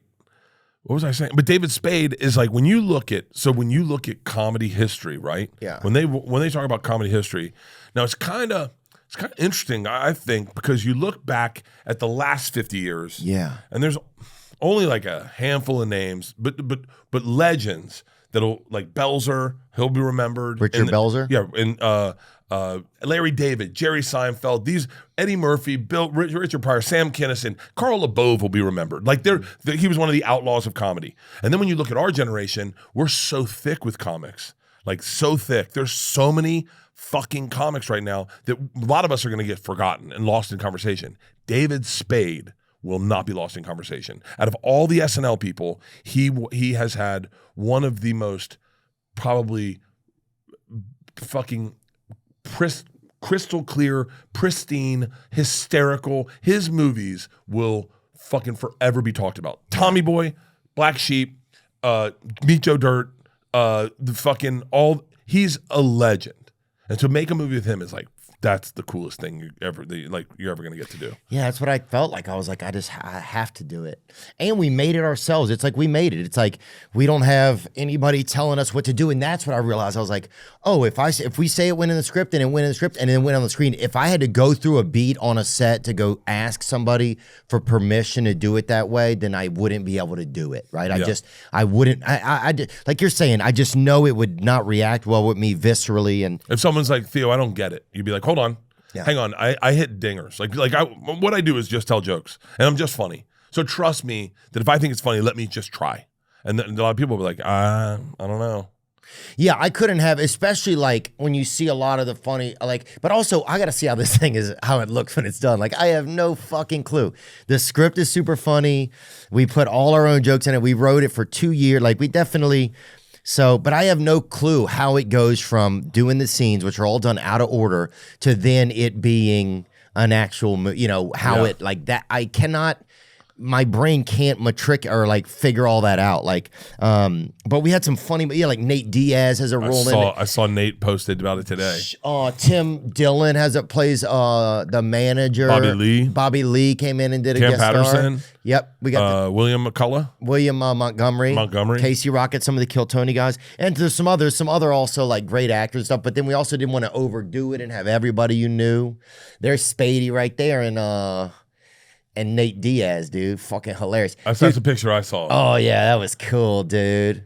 That was so much fun. And I think I'll look back and be like, man, this thing cost you a ton of money and it wasn't worth it. But man, you had a fucking good time. That's Dude, what I think. When I did The Machine, the very first night I was like, I'm not going to drink. There's Chris Avila right there. That's Nate's buddy. But it's a real movie. Like when you're there, you're like, damn, this is a real movie. Yeah. And I have one thing I got on set was ice bath and sauna. Really? There's a portable company. And they have ice bath and sauna, and they set it up right there. For real? And that was like the one thing, because I knew I wasn't going to be able to go to a ton of AA meetings, so I was like, I'm going to have to have something to like hijack my system to like help me so I don't, pew, pew, pew, pew, or when was the last time you shot a place up? Never. But it's like you don't want to get there in front of a bunch of people, especially around your friends. Wait, when was the last time you fell off the wagon?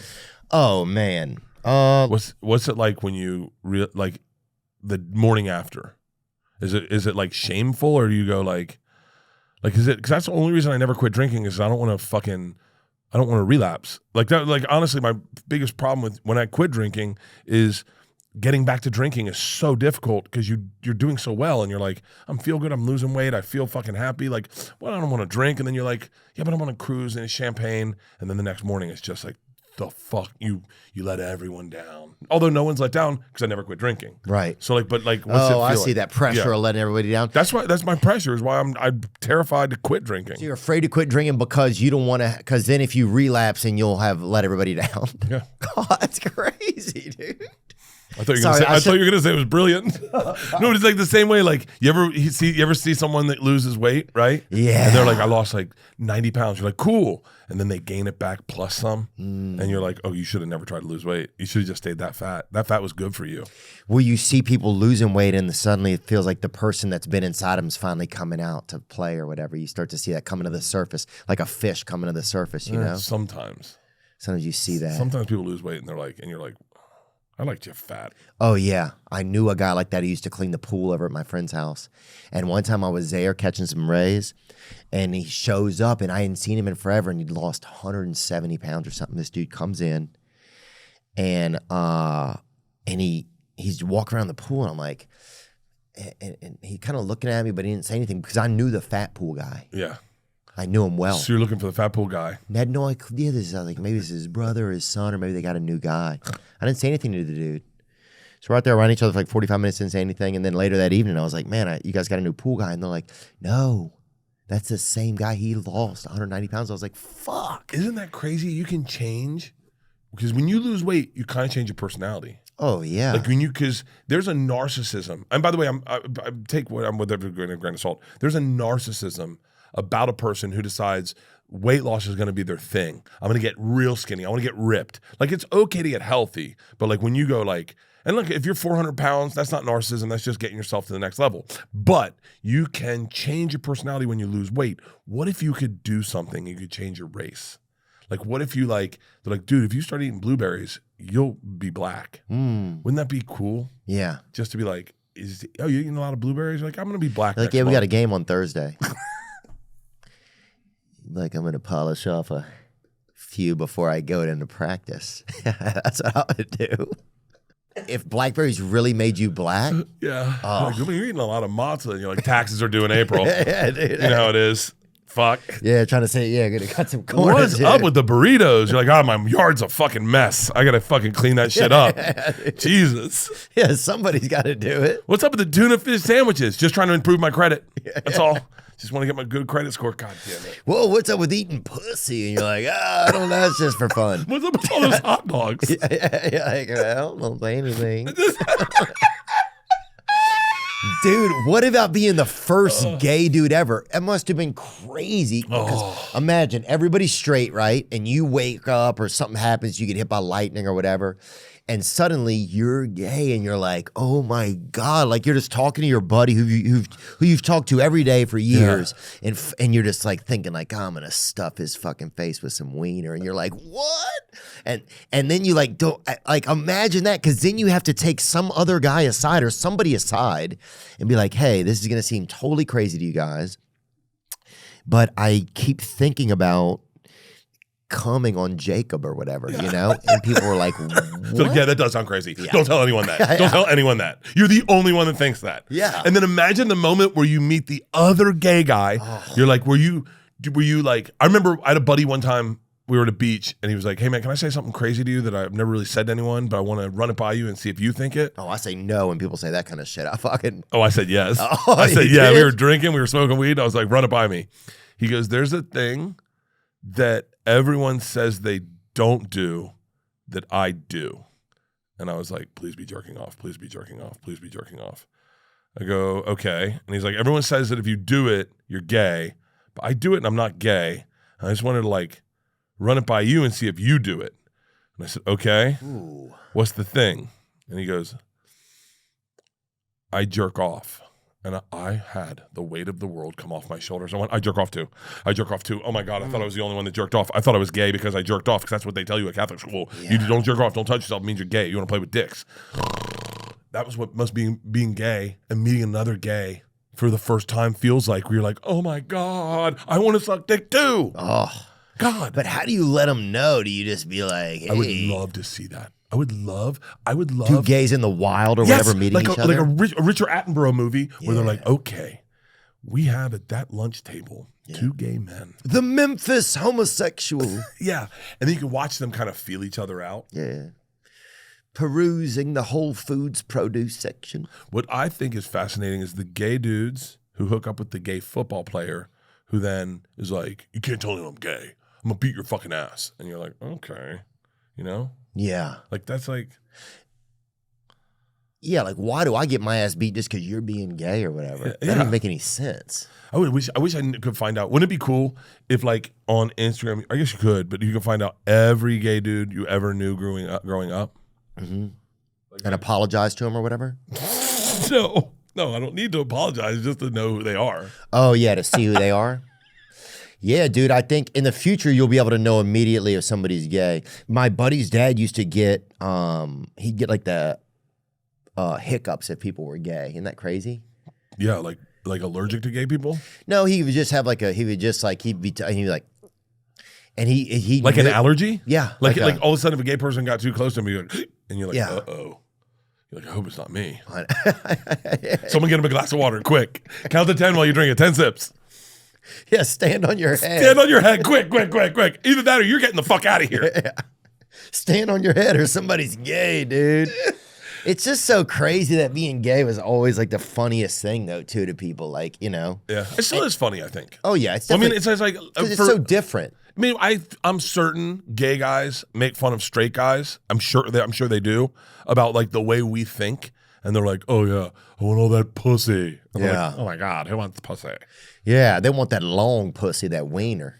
I mean, everything. Like, you ever seen people make fun of?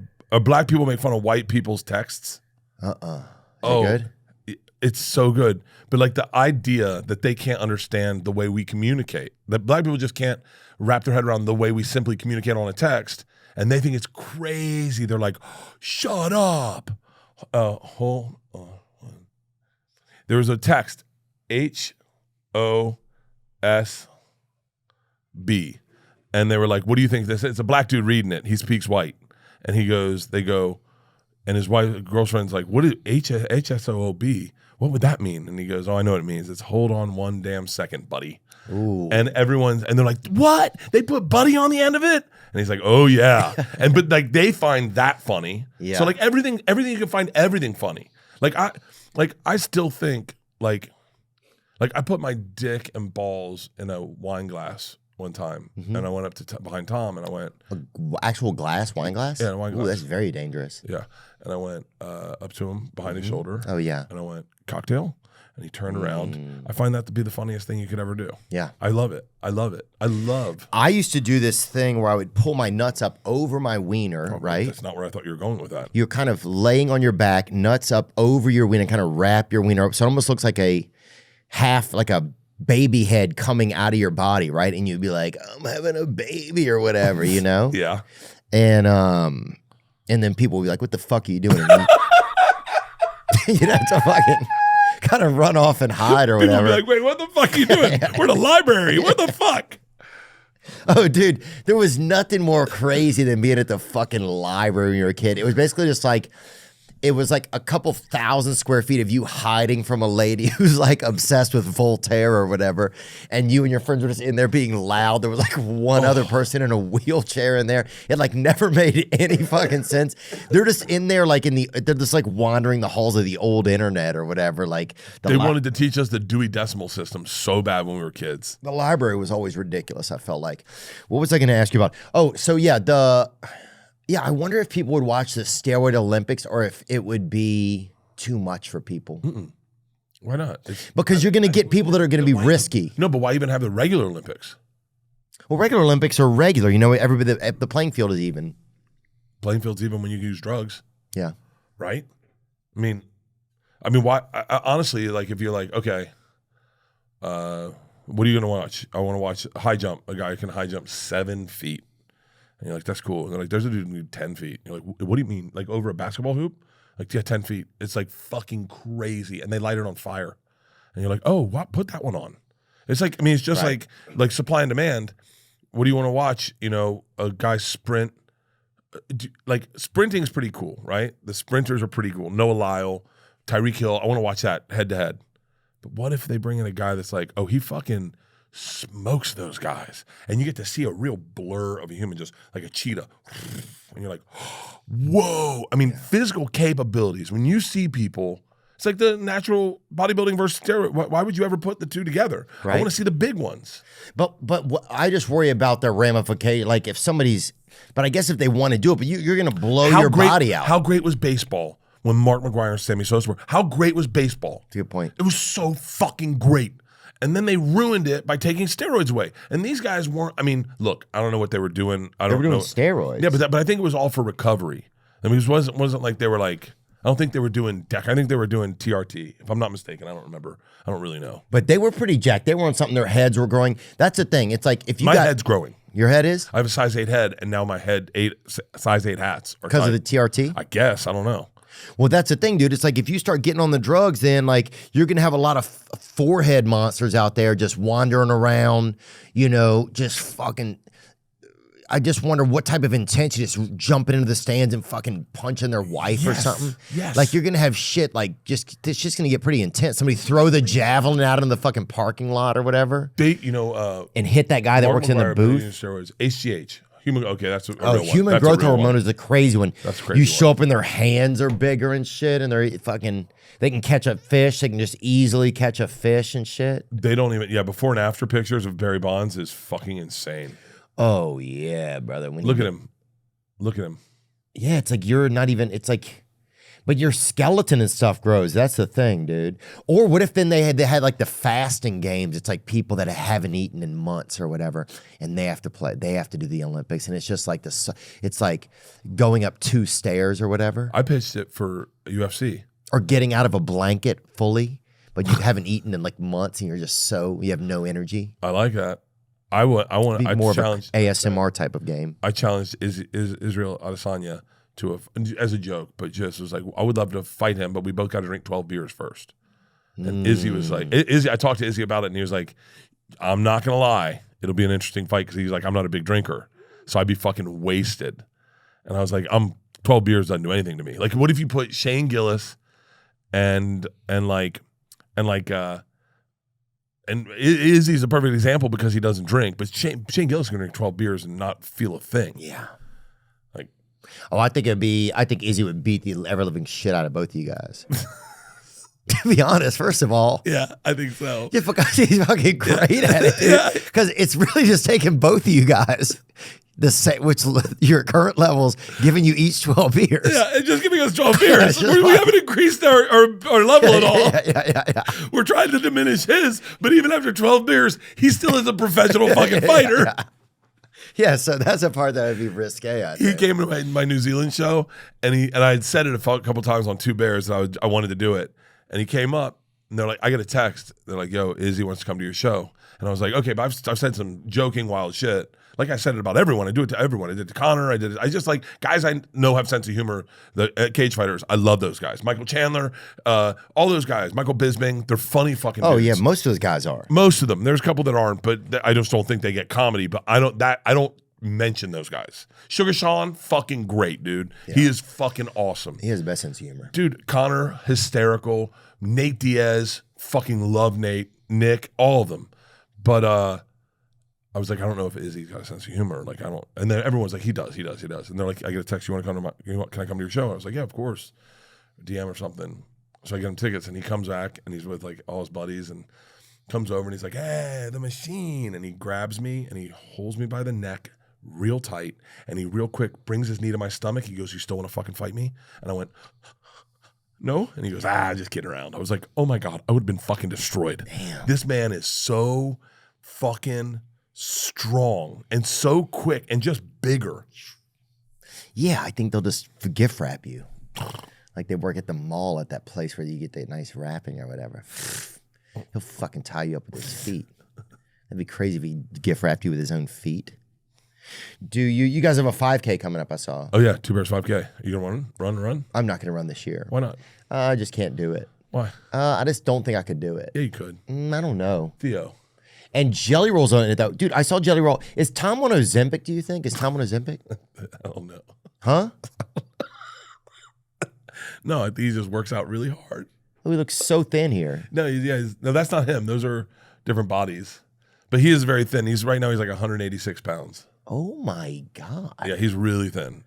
Yeah, he works out really hard, and he watches everything he eats. Wow, so he's really locked in on that. Yeah, he's really I saw Jelly Roll 2 nights ago. The healthiest I've seen him look. Oh, Jelly is down 130 pounds, and he looks fucking great. And the thing about this is You know, we just did this as a lark. They look happy. You look immensely fucking scared of getting some results back. Yeah, I don't know why they picked that picture for me. But anyway, we did this as a lark on Two Bears. Me and Tom said, well, just do a 5K. Because I've always run. I ran the LA Marathon. I've run half marathons, Tough Mudders, Spartan races. I've done all of them. I enjoy the event. The event for me is fun. 5K is so digestible. I just ran Travis Barker's in New Orleans over the Super Bowl. And I said, you know, Tom, let's do a 5K. And I've always had stupid ideas, like big tentpole stupid ideas that never pan out. And Tom's like, yeah, let's do it. We called a bunch of celebrities on our comics, just friends on the show. Everyone committed. Barely any of them showed up. But Jelly Roll heard it. And he went on Nelk Boy's podcast and he was like, I think I need to get in shape. And by the way, type in Jelly Roll on Bussin' with the Bears. You forget how big he was. And so he said, I'm going to commit to Bert and Tom's Two Bears 5K. And I'm doing my first 5K. And he started training. And I get FaceTimes from him. He's like, I hate this. Is this get any better? I was like, it doesn't. It takes a while before it starts getting better. And he did, came out, like good to his word, came out to L.A., did the 5K with me. I wore a 50-pound weight vest. Look at how big he was. He's you big forget right there. how big he was. He looks so, man, I saw him the other night. I literally grabbed his face and I was like, oh my God. He looks great. Dude, look at it. By the way, look at fucking Taylor. Look how big Taylor looks. Taylor's so lean now. Somebody said he's modeling or something. It's crazy that his wife married that and then now she gets that. She gets like a really skinny, good-looking dude who looks like he listens to Blink 182. All the small things. Look Yeah, at him totally. now. He said he got all the small things tattooed right above his cock, too. That's what I heard. So Jelly came out for the Two Bears 5K last year, and we did it. And I wore a 50-pound weight vest. He did it last year? He did it last year. Okay. He did it last year. He lost like 70 pounds. People Magazine did a big write-up on him. He really kind of eventized the event because I think Jelly was just starting to really, really pop. And everyone's like, good for him. And then people were like, I can do that. Felt like Kid Rock called him in the middle of the race. Like, dude, I'm proud of you. And we walked it, his wife, Bunny, and my wife, Leanne, and him. We walked the whole thing. And then as we crossed the line, Tom looks great. He was crying. Oh. Bunny was crying. Leanne was crying. I was crying. And Jelly's like, Bunny said to me, you might have saved his life from whatever this stupid idea was. And so from that moment, he's like, yo, we're doing this again this year. So we're doing it in Tampa, May 4th at Raymond James Stadium. And I mean, I'm telling you right now, it's going to be such a big fucking event. Like it is. Y'all are doing it at Raymond James Stadium? We're doing it in the stadium, and then we're partying on the field after. We've got fucking polar plunges, saunas. We've got a rope climb. We've got and people are coming out and doing it with y'all? People are doing the 5K. I'm going to do it. I think I'm doing it 3 times. So I'm going to run the first heat. I'm going to run the second heat, and then I'm going to run the third heat with Jelly and Bunny and Leanne. And how far is it? 7 miles? No, it's 3 miles. It's so doable. Oh, it is? You could do it. Oh, I could do it. Yeah, I know. I could do it. it. Right. Well, here's what happened to me. I broke my toe like probably 3 weeks ago. So I'm dealing with that right now. Which toe? Big toe? Second from the right, the one next to the little piggy or whatever. And wait, what foot? Right foot. Second from the right, next to the little piggy. Yeah. I broke it, dude. And so it's been miserable. So I haven't been able to run. There's so many things I haven't been able to do. What do you do for working out? I do a lot of yoga right now. And then I'll just do like circuit training, but like find like 4 exercises, do 4 reps of them, and do that 4 times. And then I'll do like 3 blocks of those. Yeah. But this past 3 weeks has been miserable. It's been like. Sucks when you break a toe. Dude, it's unbelievable. I was like, you got to be kidding me. You can't hardly do anything. I can't even push off into a good hug with anybody. People are like, you can't even fucking hug or whatever, you pussy or whatever, you hug pussy. I dropped a whiskey bottle on my 3 toe, my big toe, the toe next to it, and the toe next to that, and I shattered them. And I was like, what do I do? And they're like, nothing. Yeah. And I just had to wait and wait. It was my big toe. I was barefoot for 3 months. Oh.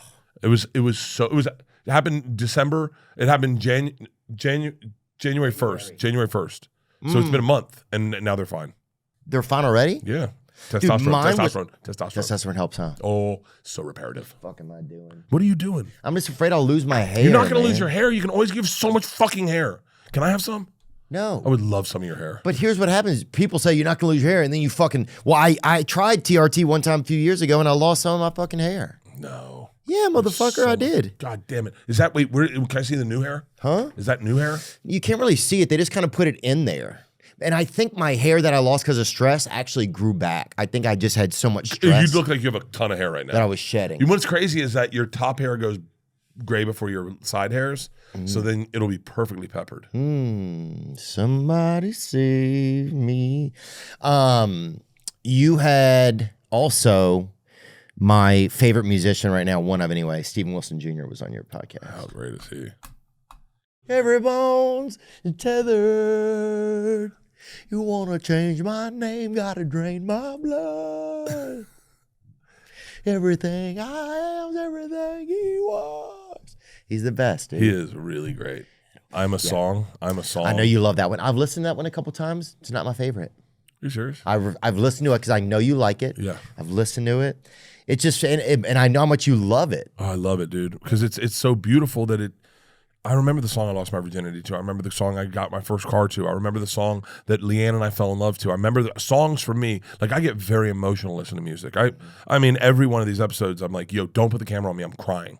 And did you hear what happened when I did it with him? He goes to start playing, and he starts playing I'm a song, and so he went, and he goes, and he had to stop. He goes, Bert, can you please not cry like that? Like, I cried out loud. But man, music for me is so emotional. Yeah. Red Clay Strays came over to my house and played. Yeah, so good. And I was like, shut the fuck up. Dude, Goose is one of my favorite bands in the world. You know Goose? Listen to them. No, my best friend Scott loves them, but I haven't listened to them that much. I've been very blessed with the opportunities of having this band is so fucking great. But I've been very blessed to have all these guys and girls come over and play music for me because I love music. And I think sometimes like I'm good at a podcast like if I'm talking to you because I don't know, but sometimes with like younger comics I'm not the best because I don't know, I'm not great, you know. But with musicians I'm so fascinated by their process and who they are, and I don't know anything about them, and you get to kind of deep dive them, and you've had some great fucking musicians on. I mean, I saw Billy Strings live the other night. Oh yeah, he's so dude, great. Billy Strings. He took me fishing one day too. He's such a special For real? guy. Yeah, he's just the most. He's so normal. He's so not a celebrity. You know, he's just a normal guy. Do you think you're not a celebrity? I think I don't like the celebrity part of it. I don't see a lot of value in it. But like you get a lot of access to cool shit. It's a mirage. Yeah. Like that's the only thing I see that you like about celebrity is, and I wouldn't say that you like it, but I noticed that you travel and go see the events you want to see. Like you get to go do everything. Like I look at yours, I'm like, you're at UFC, you're at fucking Jelly Roll show, you're at Kid Rock show, you're like at the fucking the Republican National Convention or whatever the inauguration. Like I look at that and I go, that only comes with celebrity. Yeah. You don't get that if you're just talented. You got to be famous and talented. And so I think I see you leveraging that in the best ways, that you're filling your interests. I think I saw you with Caitlin Clark. Oh yeah. And I was like, that only comes with celebrity. And so well, I'm a fan of hers. I'm friends with her boyfriend. Really? Connor, yeah. Connor Clark? No, Connor. It'd be crazy. It'd be illegal, it sounds like. Connor McCaffrey. But wait, hold on. Is she dating Christian McCaffrey's brother? No, I don't think they're related. But we went up to watch Caitlin, me, and Caleb, and then that's how we met Connor. You interviewed Jessie Murphy? Jessie Murph. Jessie Murph? Yeah, she's the best. That's the little girl that sings cigarette card done out with Jelly Roll. Oh, Wild Ones. Wild Ones. I go I got wide open. Got a 45 on a man. Thinking about 102. Always smoking something. He ain't worried about nothing, and he ain't got nothing to lose. I got a thing for the wild on and belly. I DM'd her one time. I was like, I should not love this song as much as I love it. Yeah. What did you think of the Super Bowl halftime show? The Super Bowl halftime show, I tweeted about it that I thought it was boring, right? And I only know, like, I'm not a big Kendrick listener, right? Okay. And then a couple days ago, I ended up taking down my tweet, actually. I just felt like, well, I guess I felt like, why am I judging this? I don't fucking know. You know what I'm saying? I think sometimes you forget that like people are gonna make could make a big deal out if you tweet something, that you can't just say like fucking whatever you want without some people having like reactions to it. Maybe. Well, dude, I mean, I think I'm sure you've had gotten negative feedback in your life, and you just go, well, that wasn't my intent. And then if you ever talk to that person, they're like, oh, I didn't know you were going to see it. And you're like if Kendrick might be a big fan of yours, and he sees it, and then he's like, oh, fuck. I know that sucks, right? Yeah. Right, I thought about that, but then I just thought about, like, why am I think, like, 2 days later, I was like, why am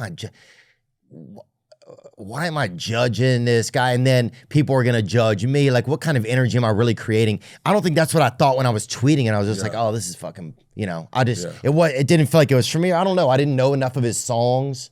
I think that was I think there was a bunch of issues. I think number one is his catalog. His catalog's very big in the culture. In white culture, I don't think there's enough crossover. He's only have like 2 crossover songs. I think he played both of them.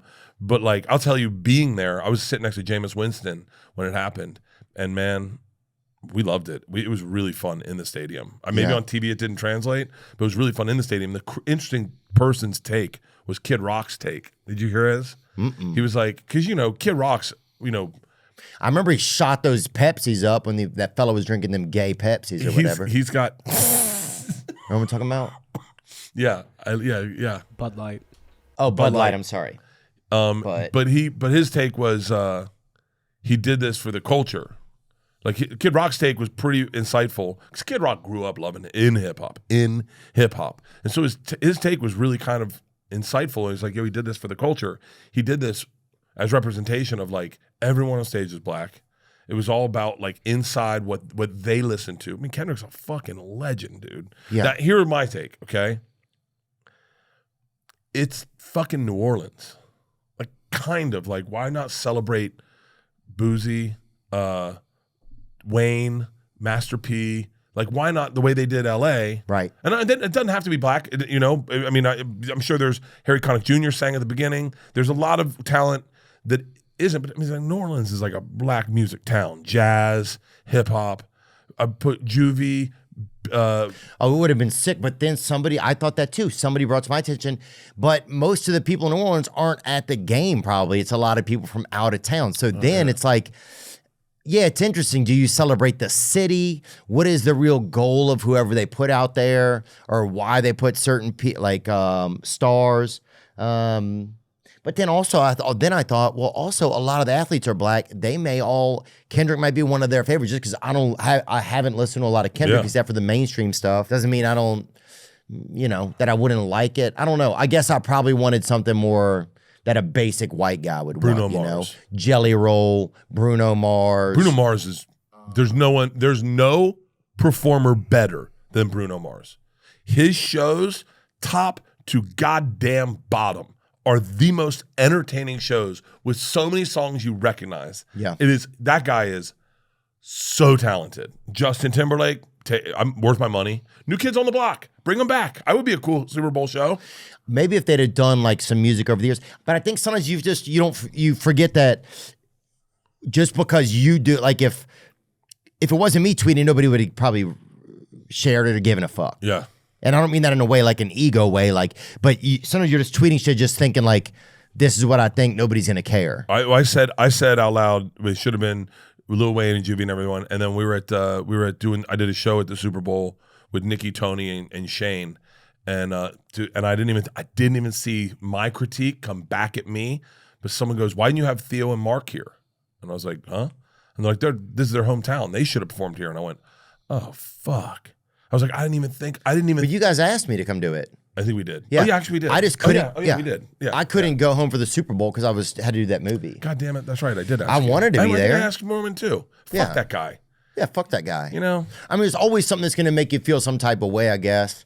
And then it's like, I don't know. But then I was like, why do I fucking care? Like, and who needs to hear my opinion? So you think like that. I'm going to interrupt you because here's what I'd love to know. Did you get any pushback when you went to the Republican the Republican inauguration? Yeah.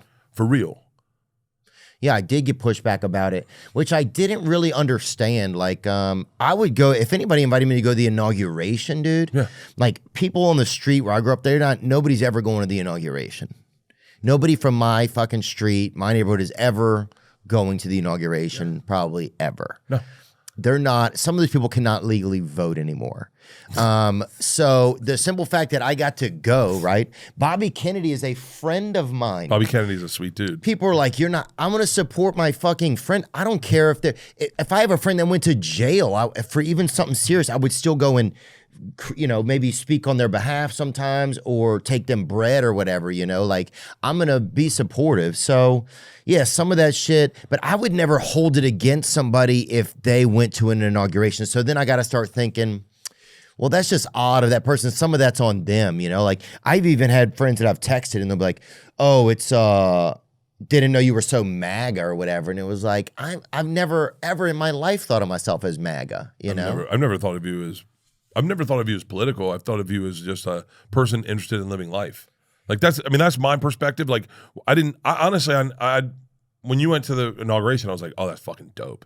That's fucking crazy. Like I'd go in a fucking heartbeat.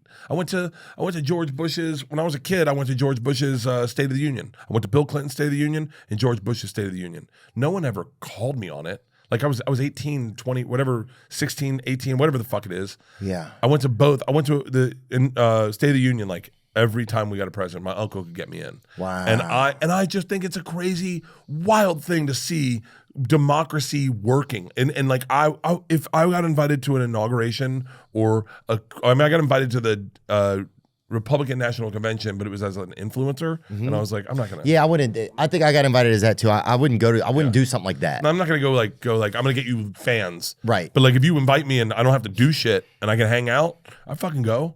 I thought it was cool as shit. Yeah, I wouldn't go to support like one party.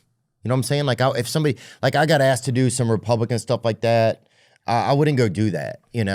And we just got lucky with that's who would come on our podcast was Vance and Trump. Everybody got asked. Everybody was emailing with us, but they didn't want to come. Like, there's nothing I can do about that. And then you expect that I'm not going to go kind of be supportive of the fact that they even came and they came. Yeah. Fuck. At least they fucking gave a fuck to come. Dude, I think Trump, like what they're doing with Gaza and him coming in and speaking on that is one of the most fucked up things I've ever heard of in my life. Kind of. You know, already lost me. That's how little I know about politics. But so it's like, I don't know. That shit was kind of crazy to me. But then you got to realize like. All you could like, I just have to just be myself, man. And I don't even know who that is sometimes. And so I'm still learning about who that is, Well, you should, this is what I'm saying this to hear it, right? Yeah. I'm saying this to hear it. But what you have to realize is the people that love you. And then fuck everyone else. That's the truth, is I'm trying to get to that. The people that love you. And fuck everyone else. Because you can't fucking help someone that doesn't like you. That person that sends that text has been waiting to send that text. For sure. In one manner or another. They're bothered by everything good happening in your life because it's a reflection of their shortcomings. And they're like, didn't know you were so MAGA. And you're like, go fuck yourself. Go fuck yourself. Yeah, if you ever think you could, I would never let anybody even put a pin in me that describe me as one part of one group anyway. I will never be part of one group. I wouldn't even do that to myself. This is who I am. I'm vegan. They don't even have the fucking group that I am, And they do not have the group you are. And I think they don't have the group that a lot of us are. They don't We're have more my group. complex than just being like, you're this or that, you know? Yeah, if they said we had a fucking 30K struggling alcoholic guy who's in therapy with his wife, you know what I'm saying, who loves a fucking good brisket and Johnson brat, you know what I'm saying, and cares about his kids a ton. Where's that group? My group doesn't exist. My group, I love when they want to put me in my group and go, hey man, you have a problem with your drinking. And I go, I'm doing pretty good. That is a good point. That is a good point, dude. Anybody that says you have a problem, you're doing pretty good. It's always guys in the system or whatever it's called. And they're like, hey man, you know you have a drinking problem. I go, okay. I had a guy tell me, I won't say his name, but I'll tell you after. He goes, just because you think you have to make a ton of money and you're on an arena tour and you have 3 successful podcasts and you're happily married and your kids are good, you think that doesn't mean you have a problem? I went, no, I think that's exactly what that means. I think that means that like I got fucking feelers around me and if something goes sideways, they tell me. But like right now, we're doing pretty solid. So like I go, I said it on a podcast a long time ago and I got a lot of heat from people in the system. And they were like, I said, sometimes I think the problem's the person, and it's not the booze or the alcohol. It's going to show its head up in another place. You get rid of the booze, and it shows itself up in gambling or jerking off or sex addiction. It's like you got to take care of the problem. And if you don't have the problem, then maybe you should look at that. Like go like, hey man, like my wife was a big drinker in college and quit drinking thinking she was an alcoholic. And then realized, oh no, my parents were split up. I had a shitty childhood. I need to get in therapy and fix all the things that when I drink, bring those to the top. She did it. My wife never drinks. She will drink every now and then. Doesn't even give a fuck. And I was like, oh wow, I want to be like that. I want to be like that where you go like, yeah, I can have a drink. Sure. Like last night, had a couple drinks and then I was like, oh, I don't want to be too bloated when I see Theo tomorrow. So I was like, I'm gonna go to sleep. Watch the documentary on. Hey, do you think in Japanese Netflix, how do you think they title the World War II movies? Do you think they're like World War II? We were also in it. Because like I was watching, they get like, left out of all of it. It's like World War II Road to Victory is the one we get. What do you think because they have Japanese Netflix, right? Huh? Almost good. Almost good. So close. Yeah. Huh? World War II. I watched Inglourious Bastards with a German guy. Oh yeah. That's uncomfortable. Oh, with a German. Yeah, it's like watching Django Unchained with a bunch of black guys. Yeah, that's not really a post-game movie. He's like, oh, those are really bad guys, man. Yeah. Damn, them guys was bad, homie. None of them look like my grandfather. I know, huh? Damn, bro, shit got real. What else do we want to talk about? Okay. Is there anything else? You got your special coming out. Special comes out March 18th. March 18th. Yes, and I think it's my best one. Lucky. Because I'm the luckiest man alive. You know, yeah, it might be right about you. Buddy, I am. Think about if I pitched me to you. I wouldn't believe it. Right? 25 years old in college. Been in college 7 years roughly. Yeah. Rolling Stone, no degree, no chances of graduating, no hopes of graduating, no real direction in life. Rolling Stone magazine discovers me and calls me the #1 party animal in the country. And a Buccaneers fan at that time. And a Bucks fan. Back when the Bucks and the Saints sucked. And a Testaverde jersey. Dude. Back when you were just waiting for the 49ers to come in town and beat your ass. From Florida, before anyone knew what a Florida man was. Those were all my uncles and my fucking brothers, all my people in my life, all around Florida man. Rolling Stone magazine discovered me called the #1 party in the country. Oliver Stone options the rights to my life. I moved to New York. Within 6 months, I get a development deal from Will Smith. Well, that's weird now, but I moved to LA. I get my first TV show on the X show. I then get another development deal at CBS. I meet the love of my life. I keep working in TV. I get fired.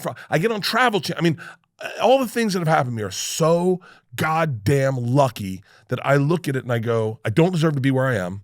I have the greatest group of friends, meaning like my friends, you included, are the funniest, most thoughtful people in the world. The funniest people in the world, but yet people who will take time out of their schedule to go see my wife's live podcast when they don't need to. Like, that's my friends, right? Tommy, you, Joe, Ari, some of them drug me, but like Joey Diaz, it happens. But like you look at your group of friends and there's more than that. I got 2 great kids who are really fucking well-rounded for a dad who's leveraged their childhood to make money. Yeah. Yeah. But they're still well-rounded and they're happy and we love each other and I'm healthy and I'm the strongest I've ever been. And I get to do what I love. And for work today, to promote my special, I get to sit with you and just chat about, that's like, I'm the luckiest motherfucker, but I also think, I really believe this, you have to identify your luck. I think I mentioned this in the special. You just have to start looking at things as half full and don't, like, even the bad things go, that needed to happen to me. That had to happen to me to get me to the place where I could see the luck come from it. It's like, look at all the shit you've been through. And then I go, thank God. Like, I was thinking of it today. I was like, I hate that Theo had to go through, drugs and alcohol, because that's so not him. And that's never been who I knew you to be. I never even knew you to party, to be dead honest with you. Yeah. I never saw it. Yeah. And I go, but I'm so glad he did, because he's so fucking grounded now. Like, he seems like in such a better place, and he's got all these great stories about the time he got high on coke and locked himself out of his apartment while he was making a smoothie. Those fucking wild stories where you're doing coke with Daryl Strawberry and fucking the Bronx. You have all these crazy adventures now, but you're so like I go, you just got to look at it and go, that sucked then, but that's then, this is now, and we're lucky. Yeah. No, you got to be here to tell them. Dude, I lucky. I went to, yeah, for sure lucky. I'm lucky as fuck. And I think if I can put luck out there, like I'd say I bought like $100 worth of pennies. It's a lot of pennies, more than you'd think. It's wild. And I just started throwing them around LA, just flip them on the ground. Because every time you see a penny, you're like, oh shit, good luck. Yeah. I was like, oh, why not just gift that to people? Like just a little. And then if I have a project like that, I start getting really into it. And I'm like, I'm walking through parking lots, dropping them in front of everyone's car so everyone gets good luck when they get in their car. Fucking copper Johnny Appleseed. I'm the copper Johnny Appleseed. That's him. Spread in Luck, March 18th on Netflix. The special is dropping. You got the 5K in Tampa. You have your Double Down show that's in Las Vegas. Yes. Oh, that weekend, I'm in Vegas, March 21st and 22nd, over at the Resorts World Theater. 2 shows. Wow. Yeah. I'm proud of you, man. I'm proud of you, man. Thanks, Like, bro. we've been friends for a long time, but it's so good to see. It's so, man, you know, my girls and Leanne root for a couple comics, and you're in that short list. And so when good shit happens to you, same with Nikki. When Nikki, I know. When Nikki did the Golden Globes, they were in a text thread. She crushed it. But you're in that short list. You, Shane, Nikki, Tony Hinchcliffe, people in my family knows. Yeah, and it's cool when you get a text from your kids. You're like, Dad, did you see the fucking what was the Theo? I forget what it was. They're like, have you seen the best of Theo? And I was like, no. And then Georgia sent it to me. She's like, Dad, she's on a plane. She's like, Dad, he is fucking hysterical. I was like, dude, fuck yeah. I remember watching Georgia watch Shane Gillis for the first time and was like, are we allowed to laugh at this? Yeah. And I love that. I love that. I'm the luckiest motherfucker out there. Well, we're lucky to be in your presence, man. I feel that, and thanks for always being supportive, and thanks for some of the nice things that you said today, dude. And yeah, I feel lucky. I was driving over here today. I was like, man, my job today, I get to talk to a friend of mine. Fuck. That's a blessing. It's a blessing. Bert Kreischer, man, stay healthy and enjoy your year off of comedy, huh? I think I'll go. I'm thinking I'm gonna go back on tour maybe October. We'll see. He'll be back on tour in a month probably, but that's okay. He keeps working hard. Love you, bro. Love you. Now I'm just floating on the breeze, and I feel I'm falling like these leaves. I must be cornerstone. Oh, but when I reach that ground, I'll share this peace of mind I found. I can feel it in my bones, but it's gonna take